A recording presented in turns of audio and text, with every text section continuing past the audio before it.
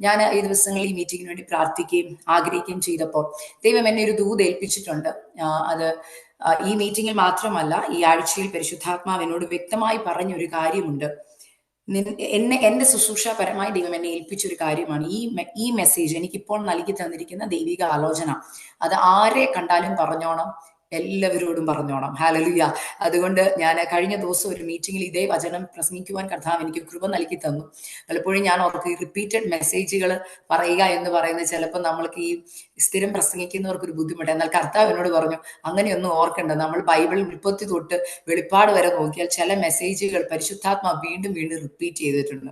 അതെന്തിനെ കുറിച്ചുള്ള മെസ്സേജ് ആണെന്നറിയോ? മാനസാന്തരത്തെ കുറിച്ചുള്ള മെസ്സേജ്. അല്ലെങ്കിൽ ഉൽപ്പത്തി തൊട്ട് വെളിപ്പാട് വരെ നോക്കി മാനസാന്തരപ്പെടുക എന്നുള്ള മെസ്സേജ് ഇങ്ങനെ റിപ്പീറ്റഡ് ആയിട്ട് പറഞ്ഞുകൊണ്ടിരിക്കുന്നു. അല്ലെങ്കിൽ എന്നാൽ ഈ ദിവസങ്ങളിൽ പരിശുദ്ധാത്മാവ് എന്നോട് വ്യക്തമായി സംസാരിച്ച ഒരാലോചന, ചിലപ്പോൾ നിങ്ങൾ ആദ്യം ഈ വാക്യം കേൾക്കുമ്പോൾ അല്ലെങ്കിൽ മെസ്സേജ് കേൾക്കുമ്പോൾ നിങ്ങൾക്ക് മാനസികമായ ഒരു വിഷമം തോന്നിയേക്കാം. അത് ഞാൻ ആരംഭത്തിലെ പറഞ്ഞേക്കാം. പക്ഷെ കർത്താവ് എന്നോട് പറഞ്ഞു, പലരും അനേക വിഷയങ്ങളുടെ നടുവിലാണ് ഇന്ന് ഭാരത്തോടെ ഈ മീറ്റിംഗ് അറ്റൻഡ് ചെയ്യുന്നത്. അത് ചിലപ്പോൾ നിങ്ങളുടെ കുടുംബപരമായുള്ള വിഷയങ്ങളായിരിക്കാം, തലമുറയോടനുബന്ധിച്ചായിരിക്കാം, ജോലിയോടനുബന്ധിച്ചായിരിക്കാം. എന്നാൽ വിരലിൽ എണ്ണാൻ പോലും പറ്റത്തില്ലാത്ത ആൾക്കാരായിരിക്കാം. അവരുടെ ആത്മീക ജീവിതത്തിന് വേണ്ടി അല്ലെങ്കിൽ കർത്താവിന്റെ വരവിന് വേണ്ടി എനിക്കൊന്ന് ഒരുങ്ങണം. ഇന്നത്തെ മെസ്സേജിൽ അതിന് എന്നെ ഒരുക്കുന്നതാണോ എന്നോർത്തിരിക്കുന്നത്. നിങ്ങൾ തന്നെ ഇപ്പൊ ഞാൻ ചോദിച്ച ചോദ്യം നിങ്ങളോട് തന്നെ ചോദിക്കണം. ഇന്ന് ഞാൻ എന്തിനാ ഈ മീറ്റിംഗ് അറ്റൻഡ് ചെയ്യുന്നത്?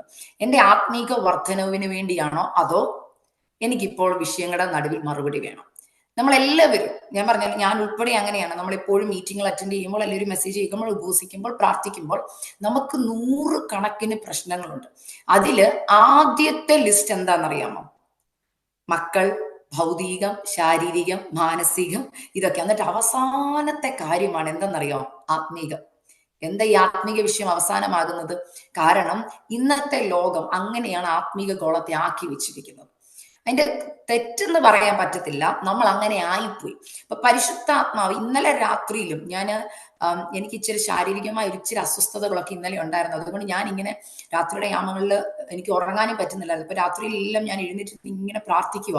അപ്പൊ അപ്പൊ ഈ മെസ്സേജ് പരിശുദ്ധാത്മാവ് എന്നോട് വ്യക്തമായിട്ട് പറഞ്ഞിട്ട് ഷെയർ ചെയ്യാൻ പറഞ്ഞപ്പോൾ ഞാൻ കർത്താവിനോട് ചോദിച്ചു, കർത്താവ്, വളരെ പ്രതീക്ഷയോടുകൂടെ വാക്തത്വമൊക്കെ കേൾക്കാനിരിക്കുന്ന ജനമാ, അവരോട് ഞാൻ ഈ മെസ്സേജ് പറഞ്ഞാൽ എങ്ങനെ ഇരിക്കും? ഇപ്പൊ കർത്താവ് പറഞ്ഞൊരു കാര്യമുണ്ട്, മോളെ, നീ ആദ്യം കുറവ് പറഞ്ഞു കൊടുക്ക്.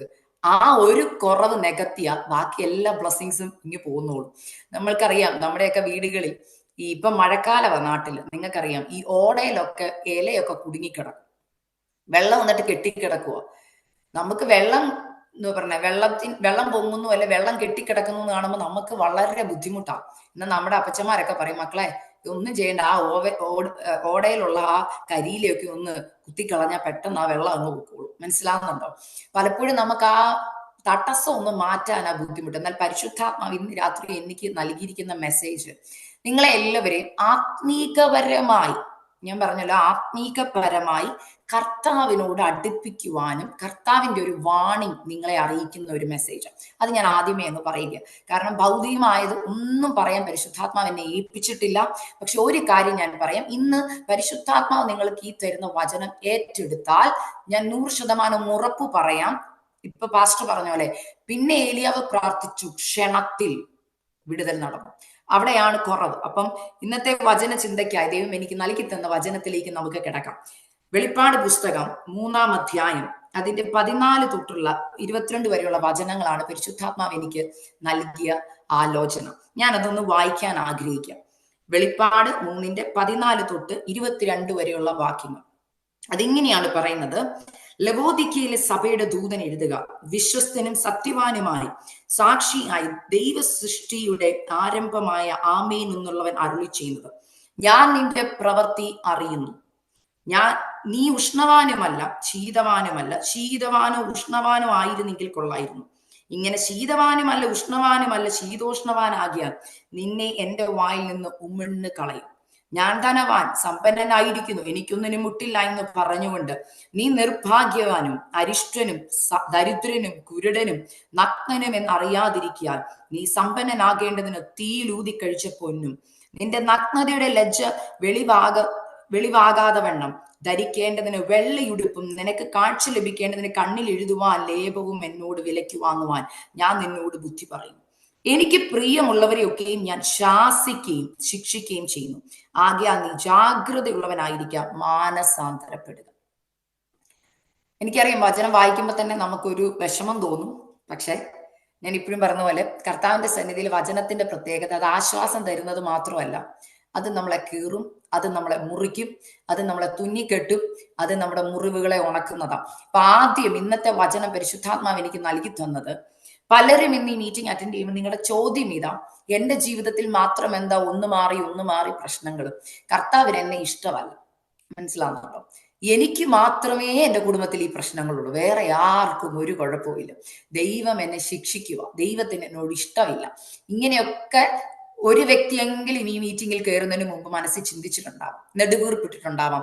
എനിക്ക് മാത്രം എന്താ ഇങ്ങനെ കഷ്ടത വരുന്നത്, പ്രതികൂലം വരുന്നത്, പ്രയാസം വരുന്നത്, പ്രതിസന്ധികൾ വരുന്നത്, മാനസികമായി ഞാൻ തളർന്നുകൊണ്ടിരിക്കുകയാണ്, എനിക്ക് പറ്റത്തില്ല ഈ വിഷയത്തിൽ മുന്നോട്ട് പോകാൻ, ഞാൻ തളർന്നിരിക്കുക, ദൈവം എൻ്റെ പ്രാർത്ഥന കേൾക്കുന്നില്ലേ, എൻ്റെ എന്ത് പാപം കൊണ്ടാ ദൈവം എൻ്റെ പ്രാർത്ഥന കേൾക്കാത്തത്, ആരും സഹായിക്കാനില്ല. എന്നാൽ ഇന്ന് രാത്രി പരിശുദ്ധാത്മ നിങ്ങളോട് പറയുക, എനിക്ക് പ്രിയമുള്ളവരെയൊക്കെയും ഞാൻ ശാസിക്കുകയും ശിക്ഷിക്കുകയും ചെയ്യുന്നു. ആകയാൽ നീ ജാഗ്രതയുള്ളവനായിരിക്കാം, മാനസാന്തരപ്പെടുക. അതിന്റെ കാരണം എനിക്ക് ദൈവം തന്ന ആലോചനയിൽ ഞാൻ നിങ്ങളോട് പറയാൻ ആഗ്രഹിക്കാം. നമ്മളൊക്കെ കർത്താവിനെ അറിഞ്ഞ് നമ്മൾ പറഞ്ഞ രക്ഷിക്കപ്പെട്ട് സ്നാനപ്പെട്ട് അഭിഷേകം പ്രാപിച്ച് നമ്മളൊക്കെ ദൈവസഭയുടെ അംഗങ്ങൾ. എന്നാൽ ഞാൻ ഇത് പറയുമ്പോൾ പരിശുദ്ധാത്മാവ് എന്നോട് വ്യക്തമായി സംസാരിച്ചൊരു കാര്യം, നമ്മൾ ആ ഒരു ലെവലിൽ അങ്ങ് നിന്നു പോവുക. ഞാൻ രക്ഷിക്കപ്പെട്ടു, ഞാൻ സ്നാനപ്പെട്ടു, ഞാൻ അഭിഷേകം പ്രാപിച്ചു, കുഴപ്പമൊന്നുമില്ല, ഞാൻ മാന്യമായിട്ടൊക്കെ ഇങ്ങനെ ജീവിച്ചു പോകുക. എന്നാൽ പരിശുദ്ധാത്മ വ്യക്തമായിട്ട് എന്നോട് പറഞ്ഞ ദൂത് ഇതാണ്, ഈ ലവോദിക്ക സഭ എന്ന് പറയുന്ന ഈ സഭ ഈ കാലഘട്ടത്തിലെ സഭയെ റെപ്രസെന്റ് ചെയ്യുന്നതാണ്. ഹല്ലേലൂയ. നമ്മളൊക്കെ റെപ്രസെന്റ് ചെയ്യുന്ന ഈ കാലഘട്ടത്തിലെ സഭയെ ലവോദിക്ക സഭ. അപ്പോൾ നമ്മൾ ഓരോരുത്തരുമാണ് സഭ. ഞാൻ പറഞ്ഞല്ലോ, ഞാൻ നിങ്ങളോട് ഈ മെസ്സേജ് പറയുമ്പോൾ ഇത് എന്നെയും കൂടി ഉൾപ്പെടുത്തിയാ പറയുന്നത്. നമ്മൾക്ക് പ്രയാസങ്ങളുണ്ട്, പ്രതികൂലങ്ങളുണ്ട്. അന്നും ഇന്നും ക്രൈസ്തവർക്ക് പ്രതികൂലങ്ങളും പ്രശ്നങ്ങളും എല്ലാം ഉണ്ട്, ബുദ്ധിമുട്ടുകളുണ്ട്, ഞെരുക്കങ്ങളുണ്ട്. എന്നാൽ ആരംഭകാലത്തിലെ വിശ്വാസികൾ അവർക്കുള്ളതെല്ലാം വിറ്റ് കർത്താവിന്റെ നാമത്തിന് വേണ്ടി ഇറങ്ങി തിരിച്ച ഒരു കാലഘട്ടം ഉണ്ടായിരുന്നു. അവർക്കുള്ളതെല്ലാം വിട്ടു, കാരണം അവർ അതിനെയൊന്നും വിലയുള്ളതായിട്ട് കണ്ടില്ല. അവർ സ്വർഗീയമായതിന് ഏറ്റവും വലുതിനെ കാംക്ഷിച്ചിറങ്ങി. എന്നാൽ ഇന്നത്തെ തലമുറ വന്നപ്പോൾ അങ്ങോട്ട് പോകാവുന്ന കാര്യത്തെക്കുറിച്ച് കേൾക്കുന്ന വലിയ താല്പര്യമുള്ള കാര്യം. ഇപ്പൊ തന്നെ ഞാൻ പറഞ്ഞില്ലേ, ഞാനിപ്പം വെളിപ്പാട് പുസ്തകം എന്ന് പറയുമ്പോൾ പോലും ചിലരുടെ മുഖം ചുളിച്ചു. കാരണം എന്താ, അവർക്കത് ഇഷ്ടമല്ല. ഞാൻ പറയുന്നത്, നമ്മളിങ്ങനെ മെസ്സേജ് ഒക്കെ പറഞ്ഞുകൊണ്ട് എനിക്കറിയാം, നമ്മൾക്ക് ഫീഡ്ബാക്ക് കിട്ടുമ്പോൾ അറിയാം, നമുക്കറിയാം. പക്ഷെ പറയേണ്ടത് പറയേണ്ട സമയത്ത് പറഞ്ഞേ പറ്റൂ. മനസ്സിലാവുന്നുണ്ടോ? ഇവിടെ എല്ലാ സഭയോടും പറഞ്ഞിട്ട് പറയുന്നൊരു വാക്കുണ്ട്, കേൾപ്പാൻ ചെവിയുള്ളവൻ കേൾക്കട്ടെ. അതാണ് ഇന്ന് രാത്രിയിൽ എനിക്കും പറയാനുള്ളത്. പരിശുദ്ധാത്മാവ് വ്യക്തമായി ദൂത് എനിക്ക് നൽകി തന്നിട്ട് പറഞ്ഞു, കേൾപ്പാൻ ചെവിയുള്ളവൻ കേൾക്കട്ടെ. കാരണം കേട്ടനുസരിച്ചാൽ ചിലരുടെ വീടിനകത്ത് ചില വിടുതലുകൾ ഈ മീറ്റിംഗ് കഴിയുമ്പോൾ നടക്കും. കാരണം എന്താണെന്നറിയാമോ, പലത് ബ്ലോക്കായി കിടക്കുന്ന തടസ്സം ഇവിടെയാണ് കിടക്കുന്നത്, അതറിയുന്നില്ല. മനസ്സിലാവുന്നുണ്ടോ? ഞാൻ എപ്പോഴും പറയും, ഞാൻ നേഴ്സായിട്ട് വർക്ക് ചെയ്ത കാലത്തും എനിക്ക് രോഗം വരുമ്പോൾ ഞാൻ ചിന്തിച്ചൊരു കാര്യമുണ്ട്, നമ്മളൊക്കെ പണ്ട് ഈ ഇഞ്ചക്ഷൻ പേടിയുള്ളവരായിരിക്കും. മിക്കവർക്കും ഇഞ്ചക്ഷൻ പേടിയാണ്, സർജറി പേടിയാണ്. നമ്മളൊക്കെ ഒരു മുറിവുമായിട്ട് ഡോക്ടറെ അടുക്ക ചെല്ലുമ്പോൾ നമ്മൾ പറയും, ഡോക്ടറെ കുത്തി വെക്കണ്ട, കുത്തി വെക്കാനുള്ള മരുന്ന് തന്നിരും, ഞാൻ കുടിച്ചോളാം എന്ന് പറയും. കാരണം എന്താ, കുത്തി ഇഷ്ടമല്ല, ഞാൻ കുടിച്ചോളാം എന്ന് പറയും. ഇപ്പൊ ഡോക്ടേഴ്സ് പറയും, അത് കുത്തി ഇഞ്ചക്ഷൻ തരേണ്ട മെഡിസിൻ ഇഞ്ചക്ഷൻ തന്നെ തരണം. മനസ്സിലാവുന്ന? അതുപോലെ തന്നെ പറയും, മുറിവ് വന്ന സിസ്റ്റർ ബാൻഡേഡ് ഇട്ടാൽ മതി, കുത്തിക്കെട്ടണ്ട എന്ന് പറയും. നിങ്ങൾ ശ്രദ്ധിച്ചിട്ടുണ്ടോ, ഒരു ഡോക്ടറെ എടുക്കാൻ നിങ്ങൾ ഒരു മുറിവായിട്ട് വന്ന ഡോക്ടർ ആദ്യം ചെയ്യുന്നത് എന്താ? വന്നോ, ഒരു കാര്യം ചെയ്യും, ബാൻഡേഡ് എടുത്തിട്ടേക്കാനാണോ പറയുന്നത്? അല്ല, ആദ്യം ക്ലീൻ ചെയ്യും. ആൽക്കഹോൾ സ്വാബ് ഒക്കെ ഇട്ട് ക്ലീൻ ചെയ്യുമ്പോൾ നന്നായിട്ട് നീറാൻ തുടങ്ങും. ഈ നീറ്റൽ അങ്ങോട്ട് സഹിക്കാൻ പറ്റുക, അത് കഴിഞ്ഞിട്ട് അങ്ങോട്ട് ഒരു തുന്നിക്കെട്ടും. അപ്പൊ മുറിവ് ക്ലീൻ ചെയ്യുന്ന പ്രോസസ്സ് ആർക്കും ഇഷ്ടമുള്ള കാര്യമല്ല. മനസ്സിലായി? പക്ഷെ ഒരു കുഴപ്പമുണ്ട്, ഈ ക്ലീൻ ചെയ്യാതെ ഇതിന്റെ പുറത്ത് എത്ര ബാൻഡേഡ് ഇട്ടുകൊണ്ടിരുന്ന സംഭവിക്കുന്നത്, അകത്തോട്ട് മുറിവ് പഴുക്കാൻ തുടങ്ങും. ബാൻഡേഡ് ഇട്ട് ഇന്ന് പല വിശ്വാസികളും ഒരുപാട് ബാൻഡേഡ് കൊണ്ട് നടക്കുക. മനസ്സിലാവുന്നുണ്ടോ? കുഴപ്പമില്ലെന്ന്, ഇങ്ങനെയൊക്കെ പോയാൽ മതി, പ്രാർത്ഥിച്ചാൽ മതി, ദൈവം ഉത്തരം തരും.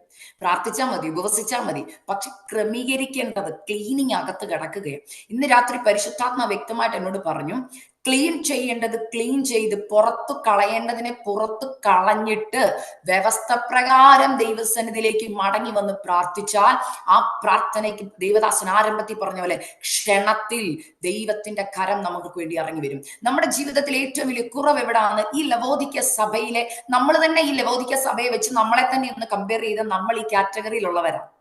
എന്താന്ന് ഞാൻ പറയാം. ഈ വചനം ഞാൻ ഇങ്ങനെ വെളിപ്പാട് പുസ്തകത്തിൽ ഇങ്ങനെ ഇരുന്ന് ആധികാരികമായി ഈ സഭയെ കുറിച്ച് ഞാനൊന്ന് പഠിച്ചു. ബാക്കിയുള്ള സഭകളെ കുറിച്ചൊക്കെ ഒത്തിരി നന്മ പറയാൻ, ഒരു നന്മയെങ്കിലും പറയുന്നുണ്ട്.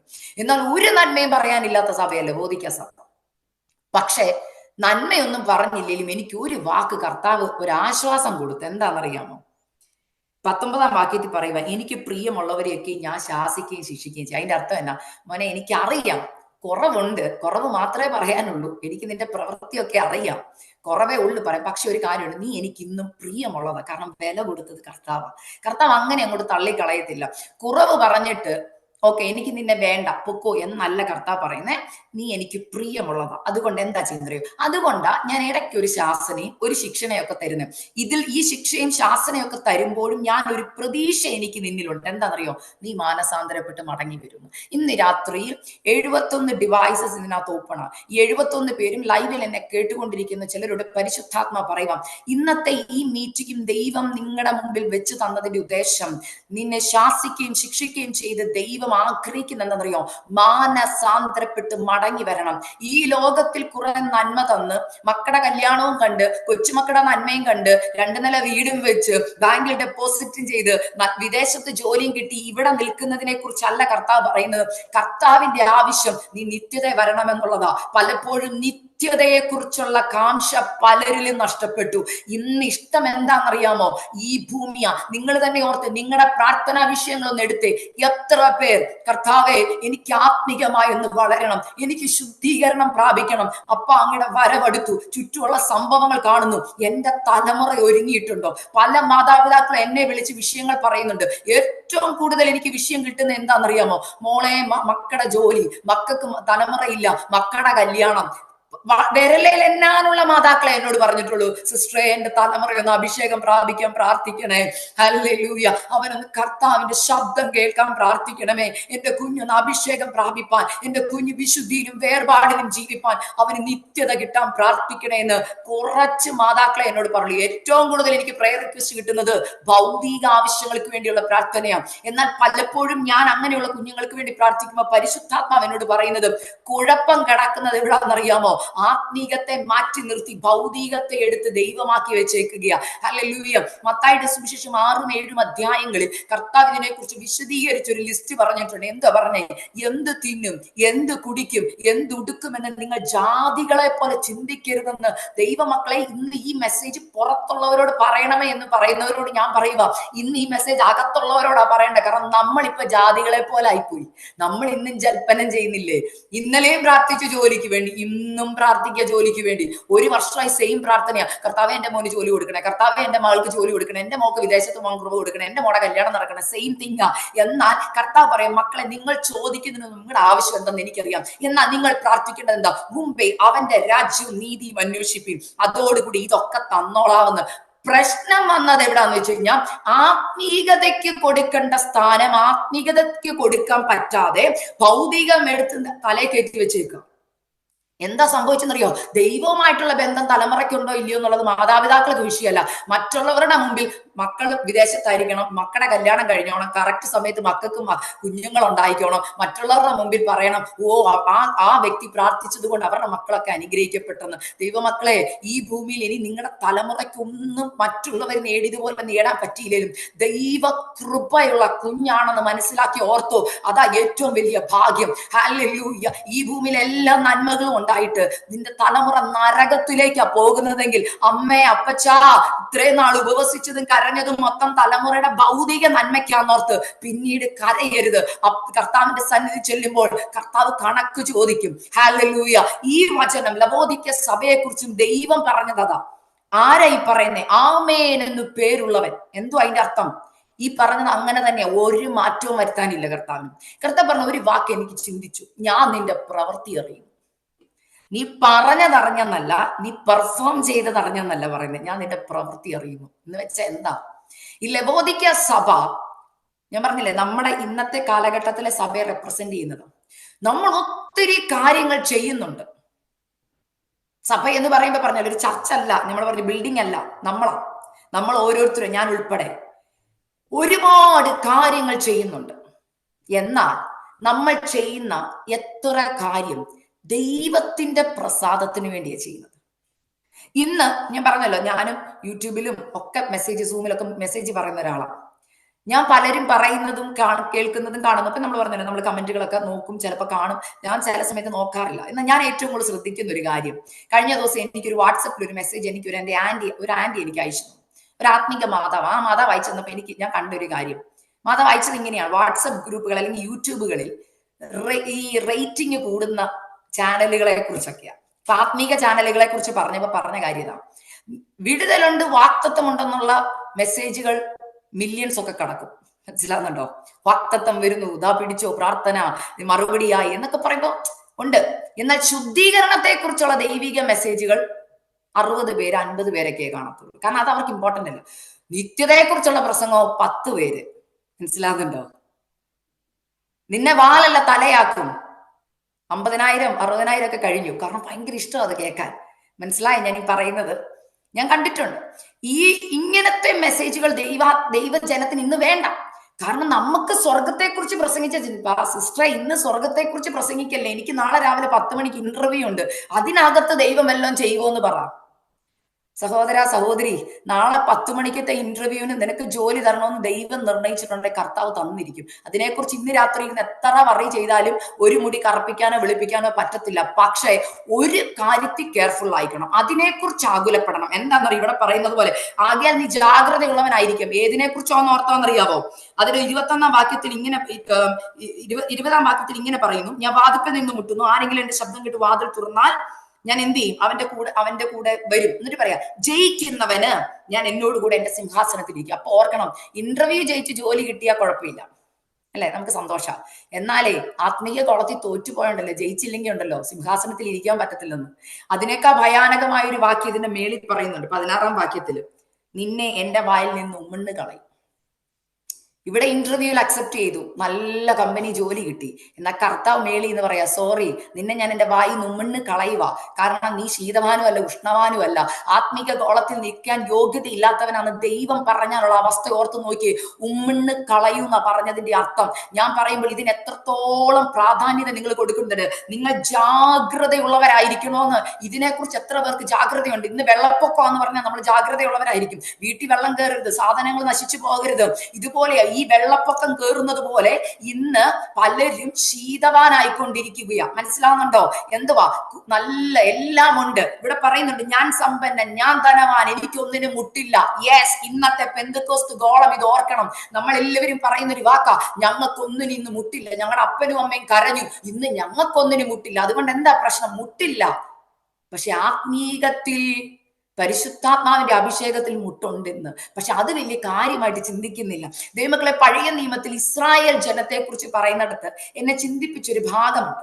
ഈ ഇസ്രായേൽ ജനം കനാൻ ദേശത്ത് എത്തുന്നതിന് തൊട്ടു മുമ്പ് ഒരു സ്ഥലത്ത് വന്നവരിങ്ങനെ പാളയടിച്ച് അവരിങ്ങനെ നിൽക്കുമ്പോൾ യോശുവയുടെ അടുക്ക വന്നിട്ട് ജനം പറയുന്നൊരു വാക്കുണ്ട്.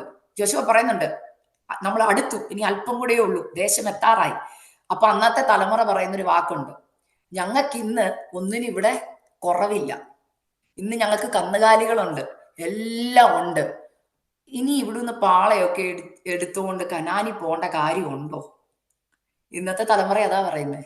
ഇന്ന് എന്തിനാ കുറവ്? വീടിന് വീടുണ്ട്, കാറിന് കാറുണ്ട്, എല്ലാം ഉണ്ട്. ദൈവമക്കളെ, അവര് പറയുക, സ്വർഗമോ നിത്യതയോ എന്തോത്തിന്?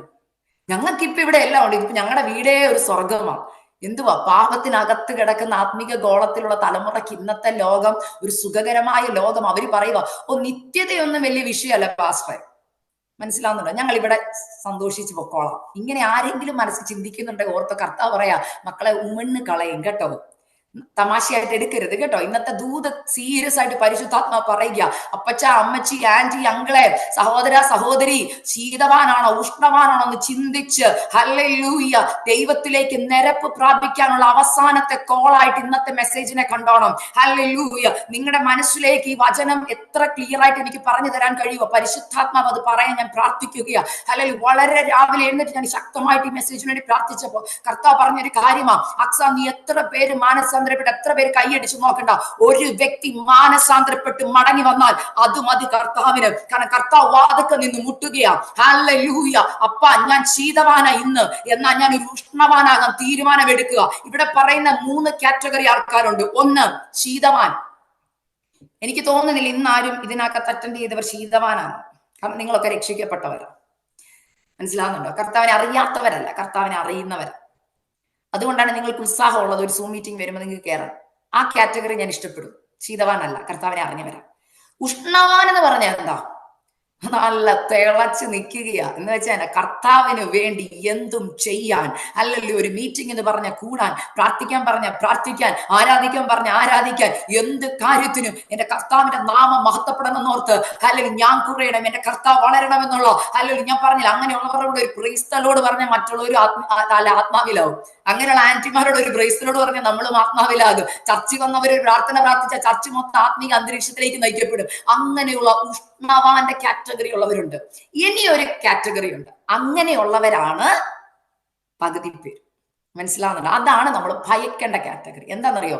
ശീതോഷ്ണവാൻ.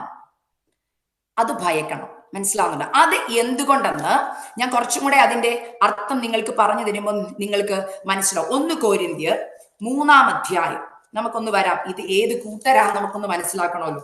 1 കൊരിന്ത്യർ 3-ാം അധ്യായത്തിലേക്ക് നമുക്കൊന്ന് വരാം. ഇവിടെ പറയുകയാ, എന്നാൽ സഹോദരന്മാരെ, നിങ്ങളോട് എനിക്ക് ആത്മീകന്മാരോട് എന്ന പോലെ അല്ല, ജഡീകന്മാരോട് എന്ന പോലെ, ക്രിസ്തുവിൽ ശിശുക്കളായവരോട് എന്ന പോലെ അത്രേ സംസാരിപ്പാൻ കഴിഞ്ഞുള്ളൂ. ഭക്ഷണമല്ല പാലത്രേ ഞാൻ നിങ്ങൾക്ക് തന്നത്. ഭക്ഷിപ്പാൻ നിങ്ങൾക്ക് കഴിവില്ലായിരുന്നു, ഇപ്പോഴും കഴിവായിട്ടില്ല. ഇന്നും നിങ്ങൾ ജഡീകന്മാരല്ലോ. നിങ്ങളുടെ ഇടയിൽ ഈർഷ്യയും പിണക്കവും ഇരിക്കെ നിങ്ങൾ ജഡീകന്മാരും ശേഷം മനുഷ്യരെ പോലെ നടക്കുന്നവരുമല്ലോ. ദൈവമക്കളെ, നിങ്ങൾ ഓർക്കരുത്, ഇത് രക്ഷിക്കപ്പെടാത്തവരോടാ പൗലോസ് പറയുന്നത്. ഇത് രക്ഷിക്കപ്പെട്ടവരോടാ പറയുന്നത്. അവിടെ പറയുന്ന പേര് കേട്ടോ. എന്നാൽ സഹോദരന്മാരെ, കൊരിന്ത്യ സഭയോടാ പറയുന്നത്. സഹോദരന്മാരെന്ന് വിളിക്കുന്ന ആരാ? രക്ഷിക്കപ്പെട്ട് സ്നാനപ്പെട്ട് കർത്താവിന്റെ അല്ലെങ്കിൽ കൽപ്പനയൊക്കെ അനുസരിച്ച് ജീവിക്കുന്ന ഒരു സമൂഹത്തെ നോക്കി പൗലോസ് പറയാം, സഹോദരന്മാരെ, എനിക്ക് ആത്മീകരോട് എന്ന പോലെ അല്ല നിങ്ങളോട് സംസാരിക്കുവാൻ തോന്നുന്നത്, ജഡീകന്മാരോടെന്ന നിലയിൽ. എന്തുകൊണ്ട് അവരെ അങ്ങനെ അഭിസംബോധന ചെയ്തു? എന്തുകൊണ്ട്? നമുക്കൊന്ന് ചിന്തിക്കാം. അവിടെ പറഞ്ഞൊരു വാക്ക് നിങ്ങൾ, ക്രിസ്തുവിൽ ശിശുക്കളായവരോട് എന്ന പോലെ എത്രയും സംസാരിക്കാൻ കഴിയുന്നു. ക്രിസ്തുവിൽ ശിശുക്കളായവർ എന്ന് വെച്ചാൽ എന്താന്ന് ഞാൻ പറഞ്ഞുതരാം. ഇപ്പോഴും പാലാ ഇഷ്ടം. എന്തുകൊണ്ടാ പാലിഷ്ടം? ഈ പാലെന്ന് പറയുന്നത് എന്തുവാ? വചനം എന്ന മായമില്ലാത്ത പാൽ കുടിപ്പം വാഞ്ചിപ്പി. ഈ പാല് കുടിക്കാൻ പിള്ളേർക്ക് ഏറ്റവും ഇഷ്ടമാണ്. നിങ്ങൾ ഈ 6 മാസമൊക്കെ കഴിഞ്ഞ് കുഞ്ഞുങ്ങൾക്ക് കട്ടിയുള്ള ആഹാരം കൊടുക്കുമ്പോൾ നിങ്ങൾ ശ്രദ്ധിച്ചാൽ മതി, അവർക്ക് അപ്പോഴും കുപ്പി വിട്ട് കളയാൻ ഭയങ്കര ബുദ്ധിമുട്ടാണ്. കുപ്പിപ്പാലിൽ നിന്ന് മാറ്റാൻ ഇച്ചിരി ബുദ്ധിമുട്ട്. എന്തുകൊണ്ട്? പാലാകുമ്പോൾ എളുപ്പമുണ്ട്, പിടിച്ചെങ്കിൽ കുടിച്ചുകൊണ്ടിരുന്നാൽ മതി. ഇന്നത്തെ പല ആത്മീകർക്കും അങ്ങനത്തെ പാല ഇഷ്ടം. കട്ടിയുള്ള ആഹാരം, വിശുദ്ധീകരണം, ശുദ്ധീകരണം, ക്ഷമ. മനസ്സിലാകുന്നുണ്ടോ? ക്ഷമിക്കണം, കർത്താവിന് വേണ്ടി സഹിക്കണം, കഷ്ടത, നിത്യത, ഇതൊന്നും ഇഷ്ടമില്ല. പാലിഷ്ടം. എന്താണെന്നറിയോ? വാഗ്ദത്തം ചെയ്ത ദൈവം വിശ്വസ്തൻ, കർത്താവ്. നിങ്ങൾ പ്രാർത്ഥിച്ചാൽ ഉത്തരമുണ്ട്. നിങ്ങൾ പ്രാർത്ഥിച്ചാൽ മതി, നിങ്ങൾ ഉപവസിച്ചാൽ മതി. നിങ്ങളുടെ തലമുറയെ ദൈവം വാലല്ല തല. ഞാൻ പറയാം, ഭയങ്കര ഇഷ്ടമാണ് പാല്, ഭയങ്കര ഇഷ്ടമാണ്. മനസ്സിലാകുന്നില്ല? എന്താ കട്ടിയുള്ള ആഹാരം വരുമ്പോ ഉണ്ടല്ലോ ഇഷ്ടക്കേടാ, ഇഷ്ടപ്പെടത്തില്ല. റീസൺ എന്താണെന്നറിയാമോ? ശിശുക്കളാ. ഇന്നും മാനസികമായി ശിശു വളർന്നിട്ടില്ല. കാരണം വളരും തോറും അനേക ദൗത്യങ്ങൾ അല്ലെങ്കിൽ ഉത്തരവാദിത്തങ്ങൾ ആത്മീക സഭയ്ക്കുണ്ട്. മനസ്സിലാകുന്നുണ്ട്? നമ്മൾ ചെയ്യേണ്ട പല കാര്യങ്ങളുണ്ട്, അത് ചെയ്യാൻ മനസ്സില്ല. ഇവിടെ പറഞ്ഞു വരുന്നു, ഇന്നും നിങ്ങൾ ജഡീകന്മാരാ, നിങ്ങൾ ഇപ്പോഴും കഴിപ്പാറായിട്ടില്ല. എന്നിട്ട് പറയുക, എന്തുകൊണ്ടാ പൗലോസ് ഇത് പറഞ്ഞത്? പൗലോസ് ഈ സഭയെ നോക്കി പറയുക, നിങ്ങളുടെ ഇടയിൽ ഈർഷ്യയും പിണക്കവും ഇരിക്കെ നിങ്ങൾ ജഡീകന്മാരും ശേഷം മനുഷ്യരെ പോലെ നടക്കുന്നവരുമല്ലോ. ദൈവജനമേ, സത്യമല്ലേ ഞാൻ ഈ പറയുന്നത്? ഞാൻ പറഞ്ഞല്ലോ, എനിക്ക് നിങ്ങളെ ആരും പേഴ്സണലി പരിചയമില്ല. എന്നാൽ ഞാൻ നിങ്ങളുടെ ക്രിസ്തുവിൽ നിങ്ങളുടെ സഹോദരിയാണ്. മനസ്സിലാവുന്നില്ല. ചിലപ്പോൾ നമുക്ക് ആർക്കും പേഴ്സണലി അങ്ങോട്ടും ഇങ്ങോട്ടും അറിഞ്ഞെന്ന് വന്നില്ലേലും ക്രിസ്തു എന്ന തലയുടെ ശരീരമാകുന്ന സഭയുടെ ഓരോ അവയവങ്ങളാണ് നമ്മൾ ഇതിനെ സീരിയസ് ആയിട്ട് കാണണം. ഞാനൊരു കാര്യം പറഞ്ഞട്ടെ, നമ്മുടെ ഇടയിൽ ഈർഷ്യയില്ലേ? ഇല്ലെന്ന് പറയരുതേ, ഉണ്ട്. വീടുകളിലുണ്ട് ഈർഷ്യ. ഹല്ലേലൂയ. പിന്നെ പിണക്കമില്ലേ? വീടിനകത്തില്ലേ പിണക്കം? എത്ര അപ്പച്ചന്മാരും അമ്മച്ചിമാരും തമ്മിൽ മിണ്ടത്തില്ലെന്നറിയോ? ഭാര്യയും ഭർത്താവും തമ്മിൽ മിണ്ടത്തില്ലെന്നറിയാമോ? സഹോദരങ്ങൾ തമ്മിൽ മിണ്ടത്തില്ലെന്നറിയാമോ? അമ്മായിയും അമ്മായിപ്പനും മരുമക്കളും തമ്മിൽ മിണ്ടത്തില്ലെന്നറിയാമോ? പക്ഷെ ആത്മീയത എന്ന പേര് ചർച്ച വരും, പ്രാർത്ഥിക്കും. ഹല്ലേലൂയ. ചർച്ച മുന്നിലുണ്ട്, സ്തോത്രകാഴ്ചയുടെ മുന്നിലുണ്ട്, കൺവെൻഷന് മുന്നിലുണ്ട്. എന്നാൽ വീടിന്റെ അകത്ത് പിണക്കമുണ്ട്, ഈർഷ്യയുണ്ട്, വൈരാഗ്യമുണ്ട്. ഹല്ലേലൂയ. മിണ്ടാത്ത വർഷങ്ങളായി പക വെച്ചോണ്ടിരിക്കുന്നവർ സഭയ്ക്കുള്ളിലുണ്ട്. ദൈവം ഇങ്ങനെയുള്ളവരെ വിളിക്കുക ശീതോഷ്ണവാൻ. അർത്ഥം എന്തോ? ഈർഷ്യയും പിണക്കവും വൈരാഗ്യവും ആരിലാ കിടക്കണ്ട? ശീതവാന്റെ കയ്യിലാ, രക്ഷിക്കപ്പെടാത്തവന്റെ കയ്യിലാ. പഴയ മനുഷ്യനെ ക്രൂശിക്കാത്തവനാ ഇതൊക്കെ ഉള്ളത്. എന്നാൽ നമ്മൾ പഴയ മനുഷ്യരെ ക്രൂശിച്ചതല്ലേ, സ്നാനപ്പെട്ടതല്ലേ, പഴയ മനുഷ്യനെ കുഴിച്ചിട്ടില്ലേ?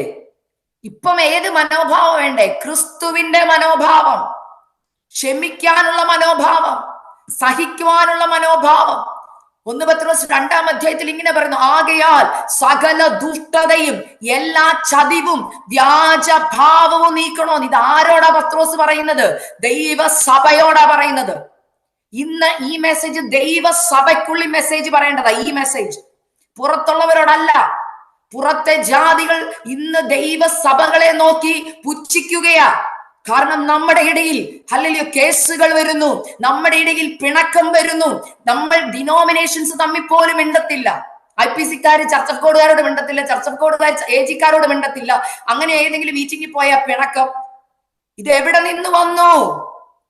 ശീതോഷ്ണവാന്മാരിൽ നിന്ന് വരുന്നു. സഭയ്ക്കുള്ളിൽ ഇന്ന് ശീതോഷ്ണവാന്മാർ കൂടി ഉഷ്ണവാന്മാർ കുറഞ്ഞുകൊണ്ടിരിക്കുകയാണ്. പണ്ടൊക്കെ ഉഷ്ണവാന്മാരുടെ കൂടെ ഇരുന്ന ശീതവാന്മാരും കൂടെ ഉഷ്ണവാന്മാരായി മാറുമായിരുന്നു. ഇന്ന് അഭിഷേകത്തെ ത്യജിക്കുന്ന ഒരു കാലഘട്ടം വന്നു. ഇന്ന് അന്യഭാഷയെ പ്രാർത്ഥിക്കുന്നവരെ പുച്ഛിക്കുന്നവർ സഭയ്ക്കുള്ളിലുണ്ട്. ഇന്ന് അന്യഭാഷയെ കളിയാക്കുന്നവർ സഭയ്ക്കുള്ളിലുണ്ട്. ഇന്ന് പരിശുദ്ധാത്മാവിന് സ്ഥാനം കൊടുക്കാത്തവർ സഭയ്ക്കുള്ളിലുണ്ട്. ഇന്ന് ബുദ്ധിയുടെ പ്രമാണത്തിലേക്ക് അല്ലെങ്കിൽ ദൈവസഭ വന്നേക്കുകയാണ്. ഇന്ന് പരിശുദ്ധാത്മാവിന് എവിടെയാ സ്ഥാനം? പരിശുദ്ധാത്മാവ് അങ്ങനെ ആത്മാവ് സഭയോട് പറയുക, കർത്താവ് പറയുക, ഞാൻ നിന്നെ ഉമിണ്ണ് കളയൂന്ന്. ഭയക്കണം ദൈവമക്കളെ, മടങ്ങി വരാൻ സമയമായി. മാനസാന്തരത്തിന് വേണ്ടി ദൈവം നിങ്ങളെ വിളിക്കുകയാ. ഞാൻ ഏത് കാറ്റഗറി എന്ന് ഓരോരുത്തരും ചിന്തിക്കണം. ഞാൻ ശീതവാനാണോ അതോ ഞാൻ ഉഷ്ണവാനാണോ? ഞാൻ ആത്മീക കാര്യങ്ങളിൽ എങ്ങനെയാ? ഈ ശീതോഷ്ണവന്മാരെ കണ്ടുപിടിക്കാൻ പ്രയാസമാണ്. എന്തുകൊണ്ടാണെന്നറിയാമോ? തിങ്കളാഴ്ച തൊട്ട് ശനിയാഴ്ച വരെ വീട്ടിൽ അവർ ശീതവാന്മാരാണ്. കുടുംബ പ്രാർത്ഥനയില്ല, മനസ്സിലാവുന്നുണ്ടോ? ബൈബിളും വായിക്കത്തില്ല, പ്രാർത്ഥിക്കത്തില്ല. പക്ഷെ ഞായറാഴ്ച വർഷിപ്പ് ലീഡ് ചെയ്യാൻ മുമ്പിൽ കാണും, കസാര പിടിച്ചിടാൻ മുമ്പിൽ കാണും, കൺവെൻഷൻ അവർ മുമ്പിൽ കാണും. കണ്ടാൽ എന്തോ ഉഷ്ണവാനാന്നറിയാമോ? എന്നാൽ തിരിച്ച് ഞായറാഴ്ച കൊണ്ട് വെക്കുന്ന ബൈബിൾ പിന്നെ പിറ്റേ ഞായറാഴ്ച എടുക്കത്തുള്ളൂ. വീട്ടിലെ ഭാര്യയോടും മക്കളോടും ചോദിക്കണം, അല്ലെങ്കിൽ ഭർത്താവിനോടും മക്കളോടും ചോദിക്കണം, അല്ലെങ്കിൽ മക്കളോട് ചോദിക്കണം അപ്പനും അമ്മയും എങ്ങനെയാന്ന്. അങ്ങനെയുള്ളവർ സാക്ഷ്യം പറയണം, എന്റെ അപ്പനും അമ്മയും ഉഷ്ണവാനാന്ന് പറയണം. എന്നാൽ മക്കള് പറയും, എന്റെ ചേച്ചി ഈ കാണിക്കുന്നൊക്കെ പ്രകടനമാണ്, ഇത് എന്തുവാ കാണിക്കുന്നതെന്ന് ഞങ്ങൾക്ക് തന്നെ അറിയത്തില്ല. കഴിഞ്ഞ പ്രാവശ്യം ഞാൻ ഞങ്ങളുടെ ചർച്ചിൽ ഒരു പാസ്റ്റർ വന്ന ഒരു ഉദാഹരണം പറഞ്ഞു. അത് എന്നെ ഭയങ്കരമായിട്ട് ചിന്തിപ്പിച്ചു. ഹിന്ദിയിലാ പറഞ്ഞത്. ഒരങ്കിള് ചർച്ചിൽ ഭയങ്കര പ്രബോധനം പറയുക. അപ്പൊ ഭാര്യ അവിടെ ഇന്ന് പറഞ്ഞെന്ന്, ചർച്ച്മേൻ ദൂതനാണ്, ചർച്ച്മേൻ ദൂതൻ, വീട്ടില് ഭൂതമാണ്. മനസ്സിലാവുന്നുണ്ടോ? ചർച്ചിൽ ഭയങ്കര ദൂതകളൊക്കെ വിളിച്ചു പറയും, ഭയങ്കര അരുളപ്പാട്, ദൈവം എന്നോട് സംസാരിച്ചെന്ന്. പക്ഷെ ഭാര്യ അവിടെ നിന്ന് ഉടനെ അപ്പുറം ഇരിക്കുന്നവരോട് പറയാം, പക്ഷെ വീട്ടിൽ ഭൂതവാ. കാരണം എന്താണെന്നറിയാമോ? വീട്ടിൽ ഈ ദൂതും വചനമൊന്നുമില്ല. വീട്ടിൽ നേരെ തിരിച്ച ശീതവാന്റെ സ്വഭാവമാ. ഈർഷ്യയുണ്ട്, പിണക്കമുണ്ട്, കോപമുണ്ട്, ക്രോധമുണ്ട്. നമ്മുടെ വചനം പറയുന്ന കോപവും ക്രോധവും ഉപേക്ഷിക്കണമെന്ന്. എന്നാൽ ഏറ്റവും കൂടുതൽ കോപവും ക്രോധവും ഉള്ളത് ഇന്ന് ദൈവമക്കളുടെ ഇടയില്ല. ഹല്ലേലൂയ. ഒന്ന് പറഞ്ഞു രണ്ടാമത്തതിന് നല്ല കമന്റാ. ഹല്ലേലൂയ. എല്ലായിടത്തും കയറി ഹല്ലേലൂയ. ഞാൻ ചോദിക്കട്ടെ, ഞാൻ എന്നെ ഏറ്റവും കൂടുതൽ ചിന്തിപ്പിക്കുന്ന ഒരു കാര്യമാണ്, ബൈബിളിൽ പറയുന്ന പഴയ നിയമത്തിൽ ഒരു കത്തി എടുത്ത് ഒരാളെ കുത്തി കൊന്നാലേ കൊലപാതകത്തുള്ളൂ. എന്നാൽ പുതിയ നിയമത്തിൽ വരുമ്പോൾ യേശു കർത്താവ് പറയുന്ന ഒരു കാര്യമുണ്ട്, നിന്റെ സഹോദരൻ നീ നിസ്സാരാന്ന് വിളിച്ചാൽ നീ ഭയക്കണം, അഗ്നി നരകത്തിന് യോഗ്യന. നിസ്സാരാന്ന് വിളിക്കുന്നവർക്ക് അഗ്നി നരകം ഉണ്ടെന്ന്. ഞാൻ ചോദിക്കട്ടെ, ഏറ്റവും കൂടുതൽ അപ്പൊ അഗ്നി നരകത്തിൽ പോകുന്നവരാരാ? ഇന്ന് ഏറ്റവും കൂടുതൽ യൂട്യൂബിലും വാട്സപ്പിലും ഫേസ്ബുക്കിലും നിസാര നല്ല വിളിക്കുന്ന, അതിനും അപ്പുറം നല്ല പേരുകളാ അങ്ങോട്ടും ഇങ്ങോട്ടും ദൈവദാസന്മാരും ദൈവദാസിമാരും ഒക്കെ കമന്റ് ഇട്ട് കളിക്കുന്നത്. അത് ഭയക്കണ്ടേ? ഹല്ലേലൂയ. ഞാൻ പറഞ്ഞല്ലോ, പരിശുദ്ധാത്മാ പറഞ്ഞ തുറന്ന് ഞാൻ പറയുക, നിങ്ങൾ എനിക്ക് എങ്ങനെ മാർക്ക് ഇടുമെന്ന് എനിക്ക് അറിയണ്ട. ഹല്ലേലൂയ. എനിക്ക് ഒരു കാര്യം അറിയാം, സ്വർഗത്തിൽ ചെല്ലുമ്പോൾ കണക്ക് കൊടുക്കേണ്ടി വരും. അല്ലെങ്കിൽ ഞാൻ മര്യാദയ്ക്ക് ജീവിച്ചാൽ, ഞാൻ വചനം പ്രമാണിച്ച് ജീവിച്ചാൽ എനിക്ക് നിത്യത പോകാം. എന്റെ നിത്യത നിങ്ങൾക്ക് ഉറപ്പാക്കാൻ പറ്റത്തില്ല. ഭർത്താവിന്റെ നിത്യത ഭാര്യയ്ക്ക് ഉറപ്പാക്കാൻ പറ്റത്തില്ല. ഞാൻ മര്യാദയ്ക്ക് ജീവിച്ചാൽ, ഞാൻ വചനപ്രകാരം ജീവിച്ചാൽ എനിക്ക് നിത്യത പോകാം. അതുകൊണ്ട് ഇന്ന് രാത്രി എനിക്കറിയത്തില്ല നാളത്തെ പ്രഭാതം നിങ്ങൾക്കുണ്ടോന്ന് നിങ്ങൾക്ക് ഉറപ്പില്ല. മനസ്സിലാവുന്നുണ്ടോ? എത്ര പേർക്ക് ഉറപ്പ് പറയാൻ കഴിയും നാളെ രാവിലെ ഞാൻ എഴുന്നേക്കുന്നു? കർത്താവ് ഇന്ന് രാത്രി വന്നാൽ എന്തെടുക്കും? എന്റെ ചോദ്യം ഇതാ. കർത്താവ് ഇന്ന് രാത്രി വന്നാൽ ഈർഷ്യയും പിണക്കവും വൈരാഗ്യങ്ങളും, പാരമ്പര്യമായി വരുന്ന വൈരാഗ്യങ്ങളുണ്ട്, കുടുംബമായിട്ട് വരുന്ന അപ്പച്ചന്മാര് തുടങ്ങി വെച്ച വൈരാഗ്യം ഇന്ന് തലമുറകളിലേക്ക് വരുന്നുണ്ട്. മനസ്സിലാവുന്നുണ്ടോ? കുടുംബങ്ങളിൽ വൈരാഗ്യം നിൽപ്പുണ്ട്. പ്രതികാര ചിന്തയുള്ള തലമുറകളെ എനിക്കറിയാം ദൈവസഭകളിൽ. ഹല്ലേലൂയ. പണത്തിന്റെ ഹുങ്ക് വെച്ച് സംസാരിക്കുന്നവരെ എനിക്കറിയാം. ഞാൻ ഇത് എന്തുകൊണ്ട് പറയുന്നറിയാമോ? ദൈവമക്കളെ, ദൈവത്തെ ഭയപ്പെടണം. അവൻ ദഹിപ്പിക്കുന്ന അഗ്നിയാ. ഇന്ന് കൃപാകാലത്താ നിൽക്കുന്നത്. എന്നാൽ അല്പം കഴിയുമ്പോൾ ഈ പേര് മാറും, കൃപയുടെ യുഗം മാറി. എന്റെ കർത്താവ് നീതിമാനായ ന്യായാധിപതിയായി എഴുന്നേൽക്കുന്ന ഒരു ദിവസമുണ്ട്. ആ ന്യായാധിപൻ എഴുന്നേൽക്കുമ്പോഴല്ലോ അവനവന് തക്കതായ പ്രതിഫലം കൊടുക്കേണ്ടതിന് നമ്മളെല്ലാം ക്രിസ്തുവിന്റെ ന്യായാസനത്തിന്റെ മുമ്പിൽ നിൽക്കേണ്ടി വരും. അന്ന് കർത്താവ് നമ്മുടെ പ്രവൃത്തിയെ കുറിച്ച് പറയും. എന്തുവാ പറയുന്നത്? ചർച്ചുകാര് പ്രവൃത്തിയെ കുറിച്ച് പറയും. അയ്യോ, ആ കൊച്ചു മിടുക്കിയ, ഫ്രണ്ടിലുണ്ട്, പാടാ ഫ്രണ്ടിലുണ്ട്, പ്രാർത്ഥിക്കാൻ ഫ്രണ്ടിലുണ്ട്. എന്ന സഹോദരി, മൺഡേ തൊട്ട് സാറ്റർഡേ വരെ നീ എന്താ? നിന്റെ മുറിക്കുള്ളിൽ നീ ആരാ? ആരും ഇല്ലാത്തപ്പം നീ ആരാ? അതാണ് നീ. മനസ്സിലായോ? ചർച്ചിൽ ഫ്രണ്ടിൽ നിന്നിട്ടുണ്ടോന്ന് പറഞ്ഞിട്ട് കാര്യമില്ല, പ്രസംഗിക്കുന്നുണ്ടോന്ന് പറഞ്ഞിട്ട് കാര്യമില്ല, പ്രസംഗത്തിന് റേറ്റ് ഇട്ടിട്ട് കാര്യമില്ല. നിന്റെ പേഴ്സണൽ ലൈഫിൽ നിനക്ക് പറയാൻ കഴിയുമോ, എനിക്ക് നല്ല മനസാക്ഷിയുണ്ട് എന്റെ കർത്താവുമായിട്ട്, ഞാൻ വിശുദ്ധിയിലാ നിൽക്കുന്നത്, ഞാൻ വേർപാടിലാ നിൽക്കുന്നത്, ഞാൻ ഉഷ്ണവാന, കർത്താവ് വെറുക്കുന്നതിനെ ഞാനും വെറുക്കുന്നു. ഇത് നേരെ തിരിച്ചാ ഇന്ന് ആത്മീക ഗോളത്തിൽ പരിശുദ്ധാത്മാവ് വ്യക്തമായിട്ട് പറയുക. കുറവ് എവിടാന്നറിയാമോ? ഇന്ന് തലമുറ ശീതവാന്മാരായി പോകുമ്പോൾ അപ്പനും അമ്മയ്ക്ക് അതൊരു പ്രശ്നമല്ല. എന്നാൽ ജോലി കിട്ടാതെ വരുമ്പോൾ, തലമുറയുടെ കല്യാണം നടക്കാതെ വരുമ്പോൾ അമ്മമാർക്ക് ഭയങ്കര സങ്കടമാ, വിഷമവാ. എന്റെ തലമുറയുടെ ജോലി, അമ്മച്ചി ഇന്ന് ആ പ്രാർത്ഥന സ്റ്റോപ്പ് ചെയ്തിട്ട് പ്രാർത്ഥിക്കണം, കർത്താവേ എന്റെ തലമുറ ഉഷ്ണവാന്മാരായി എഴുന്നേൽപ്പിക്കണമെന്ന്. ഹല്ലേലൂയ. ഇന്ന് രാത്രി പ്രാർത്ഥനയുടെ സ്റ്റൈല് മാറണം. ഹല്ലേലൂയ. പലപ്പോഴും നമ്മൾ ഭൗതികത്തെ കയറ്റി തലയെ വെച്ചേക്കുകയാണ്. ഇത് എത്രത്തോളം പാപമാണെന്നറിയാൻ നിങ്ങൾ മത്തായിയുടെ സുവിശേഷം 6ഉം 7ഉം അധ്യായം വായിക്കണം. അതിനകത്ത് കർത്താവ് പറയുക, നിങ്ങൾ ജാതികളെ പോലെ ചിന്തിക്കരുത്. എന്ത് തിന്നും, എന്ത് കുടിക്കും, അയ്യോ എന്റെ കൊച്ചിന്റെ കല്യാണം നടന്നില്ല, 35 വയസ്സായി, 36 വയസ്സായി, അമ്മച്ചി മോന്റെ കല്യാണം ദൈവം നടത്തും. എന്നാൽ കർത്താവുമായിട്ടുള്ള കല്യാണം മോന്റെ നടന്നില്ലെങ്കിലോ? കർത്താവ് മണവാളനായിട്ട് വരികയാണ്.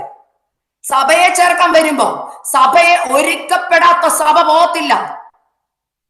അതിനെക്കുറിച്ച് അമ്മച്ചി അപ്പച്ച ചിന്തിക്കുന്നോ?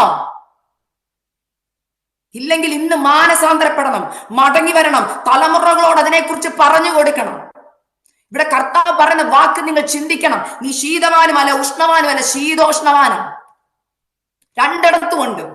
ആത്മീകം പറയുന്നിടത്ത് മുമ്പിലുണ്ട്, എന്നാൽ ലോകം സംസാരിക്കുന്നിടത്തും ഉണ്ട്. രണ്ടിടത്തും ഈ വ്യക്തിയെ കാണാം. ലോകത്തിന്റെ കൂടെയും കാണാം, ലോകത്തിന്റെ കൂടെ കാണാം. ലോകം ഉണ്ട്, ആത്മീകരുടെ മുമ്പിലും ഉണ്ട്. സ്റ്റേജിൽ പ്രാണാനും പ്രസംഗിക്കാനും ഒക്കെ ഉണ്ട്. എന്നാൽ ലോകമുള്ളിടത്തും ഉണ്ട്. ദുഷ്ടന്മാരുടെ ആലോചന പ്രകാരം നടക്കരുതെന്ന് പറയുന്നു, പാപികളുടെ വഴി നിൽക്കരുതെന്ന് പറയുന്നു, പരിഹാസികളുടെ ഇരിപ്പിടത്ത് ഇരിക്കരുതെന്ന് പറയുന്നു. എന്നാൽ ഇവിടെയൊക്കെയും ഉണ്ട് ആത്മീകർ. ഇന്ന് ഉണ്ട്. ദൈവമക്കളെ, മടങ്ങി വരണം, മടങ്ങി വന്നേ പറ്റൂ. ഇത് ഇന്ന് രാത്രി ഞാൻ ആത്മഭാരത്തോടു കൂടി ഈ മെസ്സേജ് പറയുന്നത്. ഹല്ലേലൂയ. ഞാൻ അനേക യാക്കോബ, ഓർത്തഡോക്സ്, ക്നാനായ ആ ബാക്ക്ഗ്രൗണ്ടിലുള്ള അനേകം ആൾക്കാരോട് സുവിശേഷം പറയുമ്പോൾ അവരൊക്കെ എന്നോട് പറയുന്ന ഒരു വാക്കുണ്ട്, സിസ്റ്ററെ ഞങ്ങൾക്ക് ഇത് സത്യമാണെന്നറിയാം, പക്ഷെ പലപ്പോഴും ഇറങ്ങാൻ പറ്റാത്തത് ആത്മീക ഗോളത്തിൽ എന്ന് പറയുന്നവരുടെ ജീവിതം കാണുമ്പോൾ ലജ്ജ തോന്നുന്നു. ഞാൻ എന്നോടും കൂടെ കൂട്ടിയ പറയുന്ന ദൈവമക്കളെ, നിങ്ങളെ അല്ല, ഞാൻ എന്നോടും കൂടെ കൂട്ടിയ ചോദിക്കുന്നത്, ഉഷ്ണവാനാണെങ്കിൽ ഉഷ്ണവാനായി തന്നെ ജീവിക്കണം, മരണ പര്യന്തം വിശ്വസ്തനായിരിക്കാം, എന്നാൽ ജീവകിരീടം കിട്ടുമെന്നാ സ്നാനപ്പെട്ട് കയറാൻ നേരത്ത് പറഞ്ഞത്. എത്ര പേര് ആ വാക്ക് ഓർമ്മയുണ്ട്? നമ്മൾ വിശ്വസ്തരാണോ? നമ്മളെ വിളിച്ച വിളിക്ക് നമ്മൾ വിശ്വസ്തരാണോ? അതാ ഞാൻ പറഞ്ഞല്ലോ, വല്ലപ്പോഴും ഉപവാസ പ്രാർത്ഥന വെക്കുമ്പോൾ മുമ്പിൽ നിൽക്കുന്നവരല്ല, എപ്പോഴും ഏത് നിമിഷവും വീട്ടിൽ പേഴ്സണൽ ലൈഫിൽ ഓർക്കണം, പേഴ്സണൽ ലൈഫാണ് ഇന്നത്തെ നിങ്ങളുടെ സ്കെയില്. നിങ്ങൾ എന്തിന്റെയും സ്ഥാനമാനങ്ങളിലായിരിക്കാം, എന്നാൽ കർത്താവ് നോക്കുന്നത് എന്ത് സ്ഥാനമാണെന്നല്ല. കർത്താവ് നോക്കുന്ന കർത്താവിന്റെ വിശുദ്ധിയിലും വേർപാടിലും നിങ്ങളുടെ സ്കെയിൽ എവിടാണ്. ഹല്ലേലൂയ. ഏത് നിലപാടാ നിങ്ങൾ എടുക്കുന്നത് ആത്മീക വിഷയങ്ങളിൽ? നിങ്ങൾ ആത്മീകനാണെങ്കിൽ ഇന്നത്തെ സഭ പോകുന്ന രീതി നിങ്ങൾ പോകത്തില്ല. നിങ്ങൾ പറയും പാസ്റ്ററെ, അല്ലെങ്കിൽ ദൈവവിശ്വാസി, അല്ലെങ്കിൽ വീട്ടിൽ അല്ലെങ്കിൽ അനീതി കണ്ടാ പറയും വചനപ്രകാരം ഇത് തെറ്റാ. ഇന്ന് എന്തുകൊണ്ട് നമുക്ക് നമ്മുടെ തലമുറകളെ തിരുത്താൻ പറ്റത്തില്ല? തലമുറ തിരിച്ചു എന്ന് ചോദിക്കും. തലമുറ തിരിച്ചു നിന്ന് നമ്മളോട് ചോദിക്കും, കാരണം നമ്മൾ ഉഷ്ണവാനല്ല. അതുകൊണ്ടാണ് ഞാൻ പറഞ്ഞത്, നമ്മൾ മാനസാന്തരപ്പെടണം. ഇല്ലെങ്കിൽ ഈ വാക്യം, ഞാൻ എപ്പോഴും ഈ ദിവസങ്ങളിൽ ഞാൻ ഈ മെസ്സേജ് പറയുന്നൊരു കാര്യമാണ്, ഈ വചനം നിങ്ങളുടെ എവിടെയെങ്കിലും അലമാരിയുടെ ഗ്ലാസ്സിൽ എവിടെയെങ്കിലും ഒക്കെ എഴുതിയിട്ടണം. എന്തോ അറിയോ, ശീതവാനോ ഉഷ്ണവാനോ അല്ലെങ്കിൽ എന്ത് ചെയ്യുന്നു, ഉമിണ്ണ് കളയും എന്നുള്ള വാക്യം. വാക്തത്വങ്ങൾ എഴുതിയാൽ എല്ലാവർക്കും ഇഷ്ടമാണ്. പക്ഷെ ഇങ്ങനെ നമ്മളെ ഒന്ന് റിമൈൻഡ് ചെയ്യുന്ന ചില റിമൈൻഡേഴ്സ് എഴുതിയിടുന്നത് നല്ലതാണ്. മനസ്സിലായോ? ദൈവ അഗ്നിജ്വാലയ്ക്കൊത്ത കണ്ണുള്ളവനാ, ഒന്ന് എഴുതിയിടുന്നത് നല്ലതാണ്. മനസ്സിലാവുന്നുണ്ടോ? മക്കള് ടി വി കാണുന്നതിന്റെ മുമ്പിൽ ഈ വാചനം ഒന്ന് എഴുതിയിടണം. നീ ശീതവാനും അല്ല ഉഷ്ണവാനും അല്ലെന്ന് പറയുന്നിടത്ത് നിന്നെ ഞാൻ ഉമിണ്ണ് കളയുന്നു, ആ വാക്യം അവിടെ എഴുതണം. എന്നിട്ട് ചിന്തിക്കണം, ടി വി ഇരുന്ന് കാണണോ വേണ്ടയോ എന്ന് പ്രാർത്ഥിക്കുന്ന സമയത്ത്. മനസ്സിലാവുന്നുണ്ടോ? ദൈവാത്മാവ് പറഞ്ഞു അതുപോലെ പറയോ, മണിക്കൂറുകൾ ടി വിയുടെ മുമ്പിൽ ഇരിക്കുന്ന അമ്മച്ചിമാരെ, ആന്റിമാരെ, സീരിയൽ കാണുന്ന ആന്റിമാരെ അവിടെ എഴുതിയിടണോന്ന്. നീ ശീതവാനാണോ ഉഷ്ണവാനാണോ? കർത്താവ് പറയോ നിന്നെ ഞാൻ ഉമിണ്ണ് കളയൂന്ന്. അത് എഴുതിയിടണം ടി വിയുടെ മുകളിൽ. ഭയക്കണം ദൈവത്തെ, മടങ്ങി വരണം ദൈവസഭ. കർത്താവിന്റെ വരവെടുത്തു. ഇന്ന് തലമുറയുടെ കല്യാണത്തിനും തലമുറകളുടെ ജോലിക്കും വിദ്യാഭ്യാസത്തിനും സ്ഥാനം കൊടുക്കുന്ന അമ്മച്ചി ഇന്ന് ഈ ദിവസങ്ങളിൽ പ്രാർത്ഥനയുടെ ലിസ്റ്റ് മാറ്റിയിട്ട് എന്റെ തലമുറ മാനസാന്തരപ്പെടണം, അവർക്ക് ദൈവവുമായിട്ട് ഒരു ബന്ധം വേണം, ദൈവം അവരോടൊന്ന് സംസാരിക്കണം, അപ്പാ എന്റെ തലമുറയൊന്ന് മടക്കി വരുത്തണമേ. അവൻ ഇന്ന് ശീതവാനായിട്ടാ പോകുന്നത്. ആത്മീക കാര്യത്തിൽ അവൻ ഒരു ഉത്സാഹവുമില്ല. പ്രാർത്ഥിക്കാൻ പറഞ്ഞ പ്രാർത്ഥിക്കത്തില്ല, വചനം പറയാൻ പറഞ്ഞ വചനം വായിക്കത്തില്ല. കർത്താവ് എന്റെ കുഞ്ഞിനെ ഒന്ന് ഉഷ്ണവാനാക്കണേ എന്ന് പ്രാർത്ഥിക്കുക ദൈവമക്കളെ. നിങ്ങൾ ആത്മീക കാര്യത്തിന് മുൻതൂക്കം കൊടുക്കുക. പണ്ട് ഞാൻ പറഞ്ഞല്ലോ, ഞാൻ വളർന്നത് ഒരു പെന്തക്കോസ്ത് കുടുംബത്തിലാണ്. എന്നാൽ എന്റെ മമ്മി യാക്കോബ കുടുംബത്തിൽ നിന്ന് ഒറ്റയ്ക്ക് വിശ്വാസത്തിൽ വന്നൊരു മാതാവാ. ഞാനൊരു ഗുണം പറയാം, എന്റെ മമ്മി ഭയങ്കര സ്ട്രിക്റ്റ് ആയിരുന്നു ആത്മീക കാര്യങ്ങളിൽ. എന്റെ മമ്മി വളരെ സ്ട്രിക്റ്റ് ആയിരുന്നു. പ്രാർത്ഥന കഴിഞ്ഞേ ഉള്ളൂ എന്തും. ഒരു പ്രാർത്ഥന മുടക്കിപ്പിക്കത്തില്ലായിരുന്നു. 10th മെയിൻ എക്സാം നടക്കുമ്പോൾ പോലും ഞങ്ങളുടെ വീട്ടിൽ പ്രാർത്ഥന മുടക്കത്തില്ല, കുടുംബ പ്രാർത്ഥനകളിൽ കൊണ്ടുപോകായിരുന്നു. കുടുംബ പ്രാർത്ഥന ചെയ്യാതെ ഭക്ഷണം തരത്തില്ല. അന്നൊക്കെ ചിലപ്പോൾ ദേഷ്യം തോന്നും, മമ്മി എന്തോ ഇങ്ങനെ, എന്തോ ഇത് ഇന്ന് കഴിച്ചെന്നോർത്ത്. പക്ഷെ മമ്മി പറയുന്നൊരു കാര്യമുണ്ട്, മക്കളെ, മുമ്പേ അവന്റെ രാജ്യവും നീതി അന്വേഷിക്കുക. അത് കഴിഞ്ഞിട്ട് മതി ഈ ശരീരത്തിന് കൊടുക്കേണ്ടതൊക്കെ. അത് കഴിഞ്ഞു മതി പഠിത്തം, അത് കഴിഞ്ഞു മതി എന്തും. ഹല്ലേലൂയ. ദൈവമക്കളെ, ഞാൻ ഇന്ന് അതിന്റെ മഹത്വം മനസ്സിലാക്കുകയാ. ഹല്ലേലൂയ. ഇന്ന് അമ്മമാരെങ്ങനെയാ, അയ്യോ കൊച്ചിന് ട്യൂഷൻ ഉണ്ട്, കൊച്ചിന് എക്സാം ഉണ്ട്, അമ്മയും കൂടെ വീട്ടിൽ ഇരിക്കോ കൊച്ചിന്റെ കൂടെ, പ്രാർത്ഥനയ്ക്ക് പോകത്തില്ല. നമുക്ക് സൂമിൽ അറ്റൻഡ് ചെയ്യാം, ചർച്ചിൽ പോണ്ട. എന്തുകൊണ്ട്? അയ്യോ മോൻ എക്സാമാ, അയ്യോ കൊച്ചു എൻട്രൻസ് കോച്ചിങ്ങിന് പൊക്കോണ്ടിരിക്കുക, അയ്യോ ഇന്ന് നാളെ ഞാൻ ചർച്ച വരത്തില്ല കേട്ടോ, കൊച്ചിന്റെ കൂടെ എക്സാമിന് പോവാ, കൊച്ചിന്റെ കൂടെ വീട്ടിൽ ഇരിക്കുക അപ്പൊ പഠിക്കാൻ. ദൈവമക്കളെ, കാഴ്ചപ്പാട് മാറിപ്പോയി കേട്ടോ, കാഴ്ചപ്പാട് മാറിപ്പോയി. പണ്ടത്തെ അമ്മച്ചിമാർക്ക് അറിയാവുന്ന ഒരു കാര്യം, പ്രായമുള്ള പലരും എന്നെ കേൾക്കുന്നോണ്ട് ചോദിക്കുക, അന്നത്തെ കാലത്തിലെ പെന്തക്കോസ്ത് എന്തായിരുന്നു? വിശുദ്ധിക്ക് വേണ്ടി നിന്നൊരു പെന്തക്കോസ്ത്, വേർപാടിന് വേണ്ടി നിന്നൊരു പെന്തക്കോസ്ത് ഉണ്ടായിരുന്നു. അന്ന് അത്ഭുതങ്ങളും അടയാളങ്ങളും സഭയ്ക്കുള്ളിൽ നടക്കുന്നുണ്ടായിരുന്നു. അന്ന് അന്യ ഉപദേശങ്ങളില്ലായിരുന്നു. അന്ന് എല്ലാവർക്കും ഐക്യതയായിരുന്നു. എല്ലാവരും എല്ലാം പൊതുവകയെന്നെണ്ണി. ഇല്ലെന്ന് പറയാൻ പറ്റുമോ? ഇന്ന് സഭയ്ക്കുള്ളിലുള്ളവർ കഷ്ടപ്പെടുമ്പോൾ, പ്രയാസപ്പെടുമ്പോൾ നമ്മൾ പറയുന്ന വാക്കെന്താ? പ്രാർത്ഥിക്കാം. പണ്ടുള്ളവർ അങ്ങനല്ല. പ്രാർത്ഥിക്കാന്ന് പറയുന്നതിന് മുമ്പ് അവർ ചെയ്യുന്നതിനറിയോ, എന്തുവാ പ്രശ്നം, എന്താ വീട്ടിൽ ഭക്ഷണം ഇല്ല, വാ നമുക്കുള്ളതൊക്കെ കൂട്ടി കഴിക്കാം, എല്ലാം അങ്ങോട്ട് കൊടുക്കും. അന്ന് ഇതില്ലായിരുന്നു, ഗ്രൂപ്പിസ് ഇല്ലായിരുന്നു. ഇവിടെ ഞാനിപ്പം വായിച്ച 1 കൊരിന്ത്യർ 3-ാം അധ്യായത്തിനകത്ത് പറയുന്നുണ്ട്, നിങ്ങളുടെ ഇടയിൽ എന്തുണ്ട്? ഗ്രൂപ്പിസം ഉണ്ട്. അവിടെ പറയുന്നുണ്ട്, നീ അപ്പൊല്ലോസിന്റെ പക്ഷക്കാരൻ, നീ പൗലോസിന്റെ പക്ഷക്കാരൻ. ഗ്രൂപ്പിസം വന്ന് ചർച്ചിനുള്ളിൽ. അപ്പൊ എന്താ സംഭവിക്കുന്നത്? ജഡീകന്മാരായി പോയി. ഇന്ന് ദൈവസഭ ഏതാ? ജാതികൾ ഏതാണെന്ന് അറിയത്തില്ല. അതുപോലെ ആയിപ്പോയി. ഞാൻ അതുകൊണ്ട് ഇന്ന് രാത്രി പരിശുദ്ധാത്മാവിൽ നിങ്ങളോട് ദൂത് പറയുക. വീണ്ടും ഞാൻ വചനം ഒന്ന് വായിക്കാം. നമുക്ക് വെളിപ്പാട് പുസ്തകം അധ്യായം ഒന്ന് എടുത്ത് അതിനകത്ത് നിങ്ങൾ വായിക്കേണ്ട വചനം ഇങ്ങനെയാണ്. അവിടെ പറയുക, നീ സമ്പന്നൻ. നമ്മൾ പറയാം ഞാൻ സമ്പന്നനാ, എനിക്കിപ്പോ ഒന്നിനും കുറവില്ല, എനിക്കൊന്നിനും മുട്ടില്ല എന്നൊക്കെ പറയുന്നവരോട് കർത്താവ് പറയുക, മോനെ നിന്റെ കാഴ്ചപ്പാടി നീ ഭയങ്കര സമ്പന്നനാണ്. പക്ഷേ ഒരു പ്രശ്നമുണ്ട്. അഗ്നി ജ്വാലയ്ക്കൊത്ത കണ്ണുള്ള ഞാൻ നോക്കുമ്പോ ഉണ്ടല്ലോ, വിളിക്കുന്ന പേരെന്താന്ന് കേൾക്കണേ, നിർഭാഗ്യവാൻ. ശരിയല്ലേ? നിർഭാഗ്യവാൻ ആരെയാ വിളിക്കുന്നത്? ഇപ്പൊ ഒരാള് ലോട്ടറി അടിച്ചു, നമ്മൾ എന്ത് പറയും? ഹോ ഭാഗ്യവാൻ. ചിന്തിച്ചു നോക്കിക്കേ, ലോട്ടറി അടിച്ചു, നല്ല കാര്യമായിരുന്നു, പക്ഷെ ലോട്ടറി ടിക്കറ്റ് കയ്യിൽ നിന്ന് നഷ്ടമാക്കി കളഞ്ഞു. ഒന്ന് ഓർത്തു നോക്കാം മനുഷ്യനെ. കേരളസ് ആയിപ്പോയി. കിട്ടിയെന്നുള്ള സന്തോഷത്തിൽ എല്ലാരും കോടീശ്വരൻ എന്ന് വിളിച്ചുകൊണ്ടിരിക്കുക, പേര് കോടീശ്വരൻ എന്നാ, പക്ഷെ എന്ത് ചെയ്തു? ലോട്ടറി ടിക്കറ്റ് നഷ്ടമാക്കി കളഞ്ഞു. കേരളസ് ആയിപ്പോയി. ഓർത്ത് ഇവിടെ സൂക്ഷിച്ചു വെക്കാൻ പറ്റിയില്ല. അവനെ എന്തോ നമ്മൾ വിളിക്കുന്നത്? നിർഭാഗ്യവാൻ. ഇല്ലേ? ഇതുപോലെയാണ് നമ്മൾ. നിത്യത നമുക്ക് കിട്ടി. കർത്താവായ യേശുവിനെ സ്വന്തം രക്ഷയായി സ്വീകരിച്ച് നമ്മൾ രക്ഷിക്കപ്പെട്ട് സ്നാനപ്പെട്ടു. കർത്താവിനെ സ്വീകരിച്ച് നമ്മളെല്ലാവരും നിത്യതയുടെ അവകാശമില്ല. കർത്താവിന്റെ മക്കളാ, കർത്താവിന്റെ മണവാട്ടിയായി, ഭയങ്കര സന്തോഷ. പക്ഷെ ജീവിതം മുന്നോട്ട് പോയപ്പോ എന്ത് പറ്റിയെന്നറിയാവോ? കയ്യിൽ നിന്ന് പിടിവിട്ട് പോയി. ക്രിസ്ത്യ ജീവിതം കയ്യിൽ നിന്ന് പോയി, പാപത്തിലേക്ക് വീണുപോയി. അങ്ങനെയുള്ളവരെ നോക്കി ദൈവം വിളിക്കുക നിർഭാഗ്യവാൻ. നിങ്ങളെ എന്താ ഇന്ന് കർത്താവ് വിളിക്കുന്നത്? ഭാഗ്യവാൻ എന്നാണോ നിർഭാഗ്യവാൻ എന്നാണോ? അടുത്ത വാക്ക് അരിഷ്ടൻ. ദൈവമക്കളെ, ഇത് പുറത്തുള്ളവരോടല്ല, സഭയോട് പറയുക. ലവോദിക്ക സഭയോട് പറയുക. ശീതവാനും അല്ല ഉഷ്ണവാനും അല്ലാത്ത കാറ്റഗറികളോട് പറയുക, മോനെ നീയേ നിർഭാഗ്യവാനാ, നീ അരിഷ്ടനാ. പിന്നെ പറയാ ദരിദ്ര. അയ്യോ പാസ്റ്റർ അങ്ങനെ പറയല്ലേ, അയ്യോ കർത്താവെ അങ്ങനെ പറയല്ലേ. എനിക്ക് നാട്ടിലും വീടുണ്ട്, അമേരിക്കയിലും വീടുണ്ട്, UK-യിലും വീടുണ്ട്, എനിക്ക് എത്ര സെന്റ് സ്ഥലം ഉണ്ടെന്ന് അറിയാമോ? കർത്താവ് പറയും, മോനെ അതൊക്കെ ഉണ്ടല്ലോ, ഒറ്റ ഭൂമി കുലുക്കം മതി ഇതൊക്കെ തീരാൻ. ഒരു വെള്ളപ്പൊക്കം വന്നാൽ മതി, തീരാനുള്ളതേ ഉള്ളൂ. അപ്പൊ എന്താണെന്നറിയോ? നേരെ ധനവാൻ എന്തായി മാറും അറിയാം? ദരിദ്രനായി തീരും. മനസ്സിലായോ? ദരിദ്രൻ. പിന്നെ പറയുക നഗ്നൻ, കുരുടൻ. എന്ന് ഓർത്ത് എന്തൊക്കെ പേരാ. പക്ഷെ നമുക്കിവിടെ കർത്താവിനോട് പറയാൻ കുറെ പേരുണ്ട്. ഈ കർത്താവെ ഞാൻ ഉഷ്ണവാനാന്ന് നമുക്ക് കാണിക്കാം. എന്തുവാ? ഞാൻ കൗൺസിലുണ്ട്, ഞാൻ സൺഡേ സ്കൂളിന്റെ ഡയറക്ടറാ, ഞാൻ PYPയുടെ ഇന്നയാളാ, ഞാൻ ഇന്ന ഫുൾ ഏരിയയുടെ വലിയ ആളാ, ഇതൊക്കെ നമുക്ക് പറയാം. പക്ഷെ കർത്താവ് പറയും നല്ല കാര്യം, നല്ല കാര്യം. പക്ഷെ എനിക്കൊരു പ്രശ്നമുണ്ട്. കർത്താവ് അഗ്നിജ്വാലയ്ക്കത്തുള്ള കണ്ണ് വെച്ച് നമ്മുടെ പ്രവൃത്തി, ഇവിടെ പറഞ്ഞൊരു വാക്കുണ്ട്, ഞാൻ നിന്റെ പ്രവൃത്തി അറിയുന്നെന്ന്. പ്രവൃത്തി വെച്ച് നോക്കുമ്പോൾ കർത്താവ് പറയുക, നാട്ടിൽ വലിയ പുള്ളിയാ, അല്ലെങ്കിൽ വലിയ ചർച്ചിന്റെ വലിയ ആളായിരിക്കാം, പക്ഷെ കർത്താവ് വിളിക്കുക അരിഷ്ടൻ, നഗ്നൻ, ദരിദ്രൻ, കുരുടൻ, നിർഭാഗ്യവാൻ. എന്തുകൊണ്ട്? വേണ്ടതിനെ കുറിച്ചുള്ള ചിന്ത നഷ്ടപ്പെട്ടു. എന്തൊക്കെയാ നഷ്ടപ്പെട്ടു പോയെന്ന് ഞാൻ പറയാം. ഇവിടെ പറയുന്നുണ്ട്, എന്തുവാ നഷ്ടപ്പെട്ടു പോയത്? നീ സമ്പന്നനാകേണ്ടതിന്. അപ്പം സമ്പന്നനല്ല, അപ്പൊ എന്തോ നഷ്ടപ്പെട്ടെന്ന് അവിടെ പറയുന്നുണ്ട്. ഊതിക്കഴിച്ച പൊന്നും, തീയിൽ ഊതിക്കഴിച്ച പൊന്ന് നീ എന്നോട് വിലക്ക് വാങ്ങണം. എന്തോ തീയിൽ ഊതിക്കഴിച്ച പൊന്ന്? ദൈവവചനം. എവിടെ അത് എഴുതിയിരിക്കുന്നെന്ന് അറിയാമോ? സങ്കീർത്തനങ്ങൾ 18:30 ഇങ്ങനെ പറയുന്നു, വചനം എന്ന് പറയുന്ന ഊതിക്കഴിച്ച പൊന്നു പോലാണ് വചനം.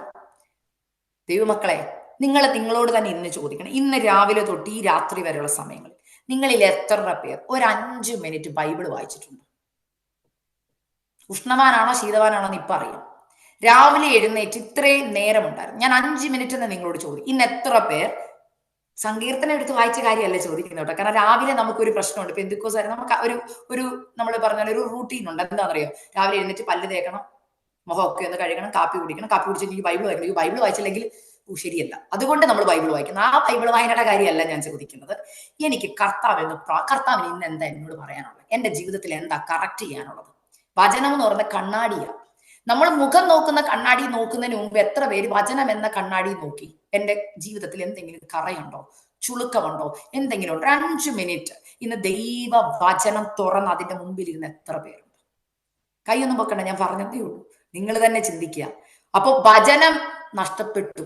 അതുകൊണ്ടാ ദരിദ്രൻ എന്ന് വിളിച്ചത്.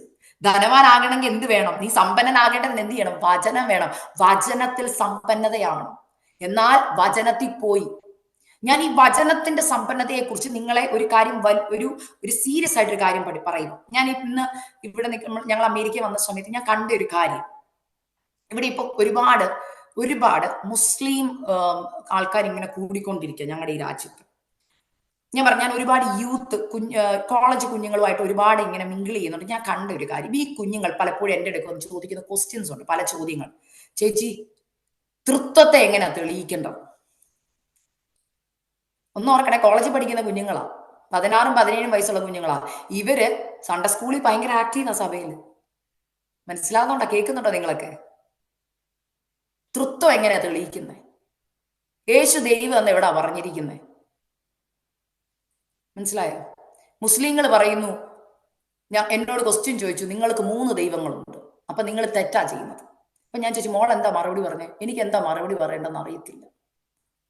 മനസ്സിലായോ ഞാൻ പറഞ്ഞത്? എന്നാൽ നിങ്ങളൊരു മുസ്ലിമിനോട് സംസാരിച്ച് നോക്കിയേ, അവർക്ക് അവരുടെ ഖുർആൻ അരച്ച് കലക്കി അറിയാം, അവർക്ക് പിടിച്ചു നിൽക്കാൻ അറിയാം. എന്തുകൊണ്ടെന്നറിയോ? അവരവരുടെ തലമുറകളെ ചെറിയ പ്രായം തൊട്ട് മേക്ക് ഷുവർ ചെയ്യും അവർക്ക് ഖുർആൻ അറിയാമെന്ന്. ദൈവമക്കളെ, ഞാൻ ഇന്ന് ഇത് പറയുന്നതിന്റെ റീസൺ, നമ്മുടെ തലമുറ ഇന്ന് സമ്പന്നരല്ല. ദൈവവചനത്തിൽ ആകെ അവർക്കറിയാം, ആദാമിനെ അറിയാം, ഹവ്വായെ അറിയാം, അബ്രഹാമിനെ അറിയാം, ഇസാക്കിനെ അറിയാം, കഥകൾ അറിയാം. പക്ഷെ നിങ്ങൾ ഇന്ന് ഏറ്റവും കൂടുതൽ തലമുറകളെ സൺഡേ സ്കൂൾ ടീച്ചേഴ്സിനെ ഏൽപ്പിക്കുക മാത്രമല്ല ചെയ്യേണ്ടത്, വീട്ടിൽ വചനം പഠിപ്പിച്ചു കൊടുക്കണം. എന്താ ട്രിനിറ്റി, എന്താ നമ്മുടെ ഏക സത്യ ദൈവമെന്ന് എന്തുകൊണ്ട് നമ്മൾ പറയുന്നു? യേശു ക്രിസ്തു എവിടെയാ ദൈവമെന്ന് പറഞ്ഞിരിക്കുന്നത്? ഇത് വീട്ടിൽ പഠിപ്പിക്കണം. നമ്മൾ സൺഡേ സ്കൂൾ ടീച്ചേഴ്സിനെ ഏൽപ്പിച്ചു കഴിഞ്ഞു. പക്ഷെ വചനത്തിൽ ന്യായപ്രമാണത്തിൽ പറയുന്ന ഒരു കാര്യം, അപ്പന്മാരോട് കർത്താവ് പറയുന്ന ഒരു കാര്യമുണ്ട്, നീ നിന്റെ ഈ ന്യായപ്രമാണം ആരോട് പറയണം, പഠിപ്പിക്കണം? നിന്റെ മക്കളെയും മക്കളെയും അവരുടെ തലമുറയ്ക്കും പറഞ്ഞു കൊടുക്കണമെന്ന്. ഇന്ന് എത്ര കുടുംബങ്ങളിൽ കുടുംബ പ്രാർത്ഥനയിൽ ദൈവവചനം പഠിപ്പിക്കുന്നുണ്ട് തലമുറകളെ. ഒരു പാട്ട് 4 വരി പാടും, കൊച്ചു പ്രാർത്ഥിച്ചു, വലിയപ്പച്ച പ്രാർത്ഥിച്ചു, ഓക്കെ, കുടുംബ പ്രാർത്ഥന കഴിഞ്ഞു, എഴുന്നേറ്റ് പോയി, കഴിഞ്ഞു. പേരിന് വേണ്ടി ചെക്ക് ലിസ്റ്റാ. പ്രാർത്ഥിച്ചു, ബൈബിൾ വായിച്ചു. അത് ഒരു പ്രോഗ്രാം പോലെ ആയിപ്പോയി. എന്നാൽ എത്ര പേര് ഇത് ഉത്തരവാദിത്വത്തോടെ തലമുറകളെ വചനം പഠിപ്പിക്കുന്നുണ്ട്? അതാ ഞാൻ പറഞ്ഞേ, അപ്പച്ചനോ അമ്മച്ചിക്ക് ഇഷ്ടം മക്കള് എത്രത്തോളം ഉയരത്തിൽ സാമ്പത്തികമായി എത്തുന്നുണ്ടെന്നുള്ളതാ. എന്നാൽ വചനത്തിൽ സമ്പന്നരാണോ? കർത്താവ് പറയാം, നീ വചനത്തിൽ സമ്പന്നനല്ല, അതുകൊണ്ട് എന്ത് ചെയ്യണം? നീ തീയിൽ ഊതിക്കഴിച്ച പൊന്നും കണ്ട് നഗ്നതയുടെ ലജ്ജ വെളിവാകാതെ വണ്ണം ധരിക്കേണ്ടതിന് വെള്ളയുടുപ്പും. അപ്പൊ എന്തോ ഇപ്പൊ പറ്റുന്നത്? നഗ്നത ഇപ്പൊ വെളിവായിക്കൊണ്ടിരിക്കുക. എന്തോ ഈ നഗ്നത വെളിവാകാന്ന് പറഞ്ഞേ? ഇന്ന് ദൈവസഭയുടെ നഗ്നത പുറം ലോകം അറിഞ്ഞുകൊണ്ടിരിക്കുവല്ലേ? ദൈവസഭയ്ക്കുള്ളിൽ നടക്കുന്ന അശുദ്ധി പുറം ലോകം അറിഞ്ഞുകൊണ്ടിരിക്കണം. നമ്മുടെ ഇടയിൽ തന്നെ ആൾക്കാരുണ്ട് ഫേസ്ബുക്കിൽ ലൈവ് ഇട്ട് കാണിക്കാൻ, അവിടെ തല്ലി നടക്കുന്നു, ഇവിടെ ബഹളം നടക്കും. ഞാൻ ഇത് തുറന്ന് പറയുക, ഞാൻ പറഞ്ഞല്ലോ, മറച്ചു വെക്കേണ്ടതല്ല, ഇത് തുറന്ന് സംസാരിക്കേണ്ടതായ ആലോചന. അതുകൊണ്ടാണ് ഞാനിത് പറയുന്നത്. നമ്മൾ പോലും ചിന്തിക്കുന്നില്ല, ഞാൻ എൻ്റെ സഹോദരന് നേരെ ഇത് പറയുന്നെന്ന്. മനസ്സിലായോ? ഞാൻ എൻ്റെ സ്വന്തം അവയവം, ഞാൻ ഇപ്പോഴും എക്സാമ്പിൾ സഹിതം പറഞ്ഞു കൊടുക്കും. വലം കൈയും ഇടം കൈയും ഇത് രണ്ടും ഒരേ ശരീരത്തിന്റെ അവയവങ്ങളാണ്. എന്നാൽ ഈ വലം കൈ അറിയുന്നില്ല, സ്വന്തം ശരീരത്തിൽ ഇടം കൈക്ക് നേരെയാണ് ഞാൻ ഇത് ഉഷ്ണം പറയുന്നത്. ദൈവമക്കളെ, പല മെസ്സേജുകൾ ഫോർവേഡ് ചെയ്ത് നോക്കുമ്പോൾ ഓർക്കണം, വെള്ളയുടുപ്പ് മലിനമാക്കിക്കൊണ്ടിരിക്കുക ദൈവസഭ. മനസ്സിലായോ? നമ്മുടെ നാട്ടിൽ ഒരു പഴഞ്ചൊല്ലുണ്ട്, മലന്ന് കിടന്ന് തുപ്പുക എന്ന്. എന്തോ അതിന്റെ അർത്ഥം? നമ്മുടെ സഭകളിൽ നടക്കുന്ന, നമ്മുടെ വീടുകളിൽ നടക്കുന്ന അശുദ്ധി നമ്മൾ വിളിച്ചു പറയുക, നമ്മൾ പോലും അറിയാതെ വെള്ളയുടുപ്പ് മലിനമായിക്കൊണ്ടിരിക്കുക. കർത്താവ് പറയാം, മോനെ സ്റ്റോപ്പ് ചെയ്യ്, നീ വാ, കാരണം ഇന്ന് നീ നഗ്നനാ. മറ്റുള്ളവർ നമ്മുടെ ജീവിതത്തിൽ നടക്കുന്ന പലതും അറിഞ്ഞുകൊണ്ടിരിക്കും, നഗ്നത ഉളവായിക്കൊണ്ടിരിക്കുക. നീ മടങ്ങി വരണം. എന്നിട്ട് പറയാം, കാഴ്ച ലഭിക്കേണ്ടതിന് കണ്ണിൽ എഴുതാൻ ലേപം എന്നോട് ചോദിക്കുക. എന്തുവാ? ഹൃദയദൃഷ്ടി കുരുടായിപ്പോയി. എഫേസ്യ ലേഖനത്തിനകത്ത് വചനം പറയുന്നുണ്ട്, എഫേസ്യർ 1:17 വിളിയാലുള്ള ആശ ഇന്നതെന്ന് തിരിച്ചറിയണം, നിങ്ങളുടെ ഹൃദയദൃഷ്ടി ഒന്ന് പ്രകാശിക്കണം. ഇന്ന് വിളിയാലുള്ള ആശ മനസ്സിലാക്കാൻ എത്ര പേര് ചിന്തിക്കാറുണ്ട്? ഒരു ദിവസം ഒരു വട്ടമെങ്കിലും എന്റെ വിളി എന്തായിരുന്നു, എന്നെ കർത്താവ് വിളിച്ചത് എന്തിനാ? അതാരും അന്വേഷിക്കാറില്ല. ഞാൻ ചിലരോടെങ്കിലും ചോദിക്കും, എന്തിനാ കർത്താവ് വിളിച്ചെന്നറിയാമോ? എനിക്കറിയത്തില്ല, എനിക്ക് വിളിയുള്ളൂ. എന്നെ കർത്താവ് വിളിച്ചിട്ടുണ്ടോ എന്ന് എനിക്കറിയത്തില്ല. സഹോദര, വിളിച്ചത് കൊണ്ടല്ല ഇന്ന് നിങ്ങൾ ഇവിടെ ഇരിക്കുന്നത്. കർത്താവ് വിളിക്കാത്തവരാരെങ്കിലും നമ്മുടെ ഇടയിലുണ്ടോ? വിളിച്ചത് കൊണ്ടല്ലേ രക്ഷിക്കപ്പെട്ടത്, സ്നാനപ്പെട്ടത്. എന്തിനു വേണ്ടിയാ വിളിച്ചത്?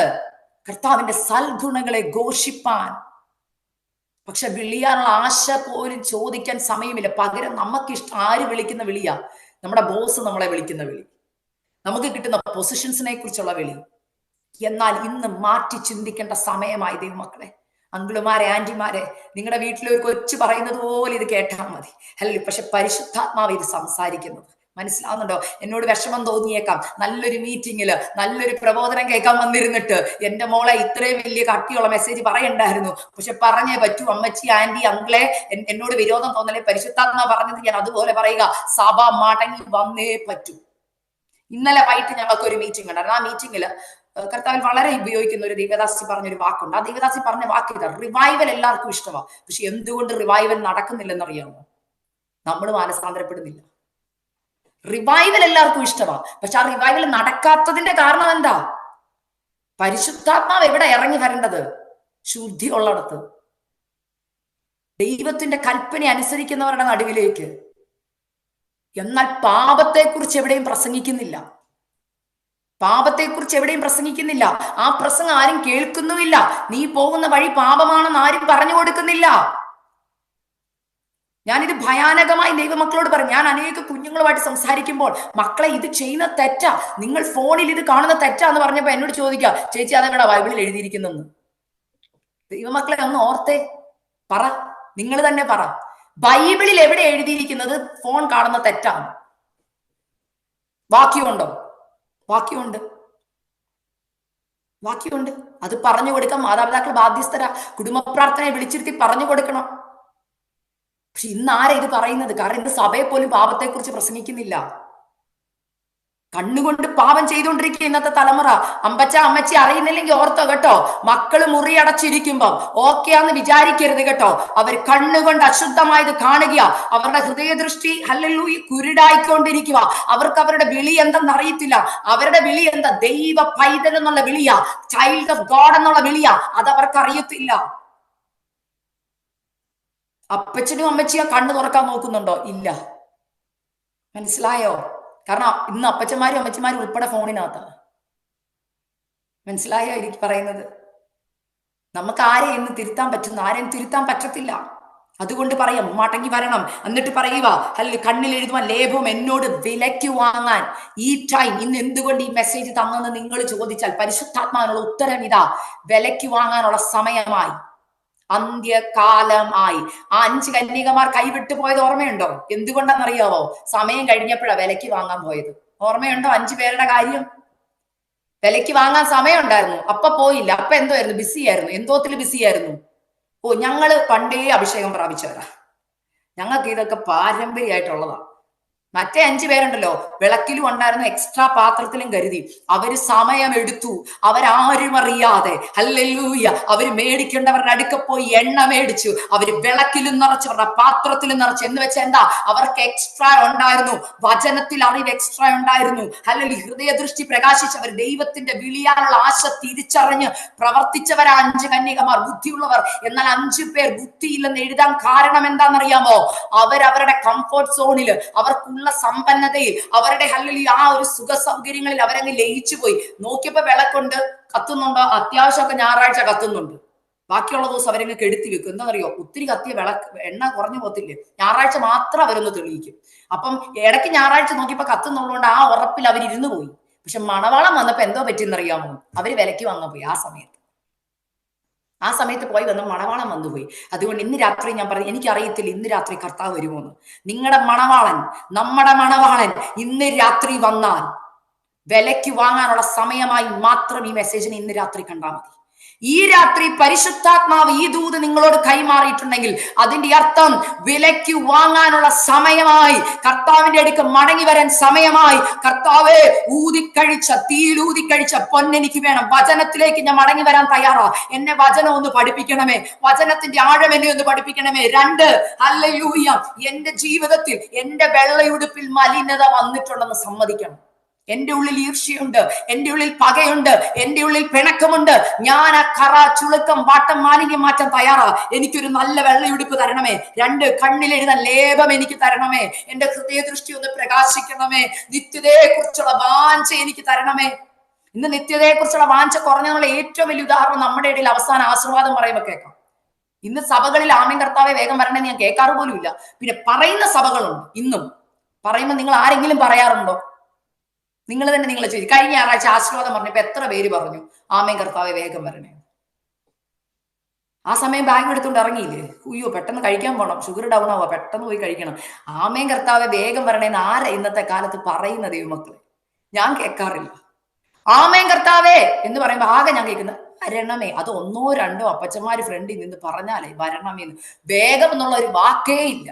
എന്തുകൊണ്ടാ? പേടിയാ പറയും. കാരണം കർത്താവ് ഇപ്പോഴെങ്ങും വരരുത്. എന്റെ മോന്റെ കല്യാണം കഴിഞ്ഞിട്ട് എന്റെ കൊച്ചുമക്കളെയൊക്കെ കണ്ടിട്ട് ഞങ്ങളുടെ വീടിന്റെ പണിയൊക്കെ ഒന്ന് കഴിഞ്ഞിട്ടേ കർത്താവേ നീ വരാവുള്ളൂ. എത്ര പേര് ഇങ്ങനെ പ്രാർത്ഥിക്കുന്നുണ്ടാവും എനിക്കറിയത്തില്ല. ഉള്ളി പ്രാർത്ഥന ചെയ്ത കർത്താവ് ഇപ്പോഴെങ്ങും വരില്ല കേട്ടോ, എന്റെ മോന്റെ കല്യാണം ഒന്ന് കണ്ടിട്ടേ നീ വരാവുള്ളൂ. മനസ്സിലാവുന്നുണ്ടോ? കാരണം അതൊക്കെ കാഴ്ചപ്പാടൊക്കെ പോയി. അതാ പറഞ്ഞ ഹൃദയദൃഷ്ടി കുരുടായിക്കൊണ്ടിരിക്കുക. ഇന്ന് രാത്രി എത്ര പേർക്ക് പറയാൻ കഴിയും കർത്താവെ നീ വേഗം വരണേ, ഞാൻ റെഡിയാണ്? എത്ര പേർക്ക് പറയാൻ കഴിയും കർത്താവെ ഞാൻ റെഡിയാ? ഈ പറഞ്ഞതുപോലെ ഏത് ലിസ്റ്റിലാന്ന് ഓർപ്പ് വേണം. ശീതവാനാണോ ഉഷ്ണവാനാണോ? ഹല്ലേലൂയ. അത് കഴിഞ്ഞിട്ട് പറയുന്ന ഒരു കാര്യമുണ്ട്, ജയിക്കുന്നവനെ ഞാൻ എന്നോടുകൂടി ഇരിക്കും. എന്ത് ജയിക്കണം? ലോകം, ജഡം, പിശാച്, കൺമോഹം, ജഡമോഹം, ജീവനത്തിന്റെ പ്രതാപം, ഇവ ജയിക്കുന്നവൻ കർത്താവിന്റെ കൂടെ സിംഹാസനത്തിൽ ഇരിക്കുമെന്ന്. എന്നിട്ട് പറയുക, ഞാനും ജയിച്ച എന്റെ പിതാവിനോട് കൂടി ഇരുന്നത് പോലെ നിങ്ങളും എന്നോട് കൂടി ഇരിക്കും. എന്നിട്ട് ലാസ്റ്റത്തെ വാക്യ കേൾക്കേണ്ടത്. അത് പറഞ്ഞ് നിർത്തുക. ആത്മാവ് സഭകളോട് പറയുന്ന എന്തെന്ന് ചെവിയുള്ളവൻ കേൾക്കട്ടെ. ഞാൻ ഇന്ന് അത് പറഞ്ഞ് നിർത്തുകയാ. ആത്മാവാണ് ഇത് സംസാരിച്ചെന്ന് എനിക്കറിയാം. കാരണം ഞാൻ മാനുഷികമായി ഒരാലോചനയും ഹല്ലേലൂയ പറയാൻ ആഗ്രഹിക്കുന്ന ഒരാളല്ല. ഞാൻ എപ്പോഴും ഏത് മീറ്റിംഗ് വിളിച്ചാലും ഞാൻ പറയും, കർത്താവേ ഞാൻ അങ്ങയുടെ കയ്യിൽ ഏൽപ്പിക്കുക. പരിശുദ്ധാത്മാവിന് എന്താണോ തരാനുള്ളത്. മനുഷ്യർ എങ്ങനെ മാർക്കിടും എന്നുള്ള കാര്യം എനിക്കറിയണ്ട. നിങ്ങൾക്ക് എങ്ങനെ വേണേലും മാർക്കിടാം. പക്ഷെ ഇത് പരിശുദ്ധാത്മാവ് പറഞ്ഞ ദൂതായതുകൊണ്ട് ഞാൻ ഒട്ടും മറച്ചു വെക്കാതെ പറഞ്ഞിട്ടുണ്ട്. ഒരു കാര്യം കൂടെ ഞാൻ പറയാം, വിലയ്ക്ക് വാങ്ങേണ്ട സമയമാണ് ഈ കാലഘട്ടം. അവനവന് വിലയ്ക്ക് വാങ്ങിക്കണം. എനിക്ക് പോയി എന്റെ മക്കൾക്ക് വിലയ്ക്ക് വാങ്ങാൻ പറ്റത്തില്ല. എന്നാൽ മക്കളെ ഉണർത്താൻ പറ്റും. മക്കളെ വിലയ്ക്ക് വാങ്ങണേ, അപ്പന്റെ അടുക്ക് ചെല്ലണേ, പൊന്നു വാങ്ങണമേ, അല്ലെങ്കിൽ വചനം വാങ്ങണമേ, ഹൃദയദൃഷ്ടി പ്രകാശിക്കണമേ എന്ന് മാതാക്കളെ, നിങ്ങളുടെ തലമുറകളെ നിങ്ങളൊന്ന് ഉണർത്താമോ? ഞാൻ ഒരു കാര്യം പറയാം, നിങ്ങളുടെ തലമുറകൾ കർത്താവിന് വേണ്ടി മുന്നിൽ വന്നാൽ അവരുടെ നന്മകൾക്കൊന്നും കർത്താവ് മുട്ടുവരുത്തത്തില്ല. കാരണം കർത്താവ് വിശ്വസ്തന. കർത്താവ് പറയുക, എന്നെ ജാഗ്രതയോടെ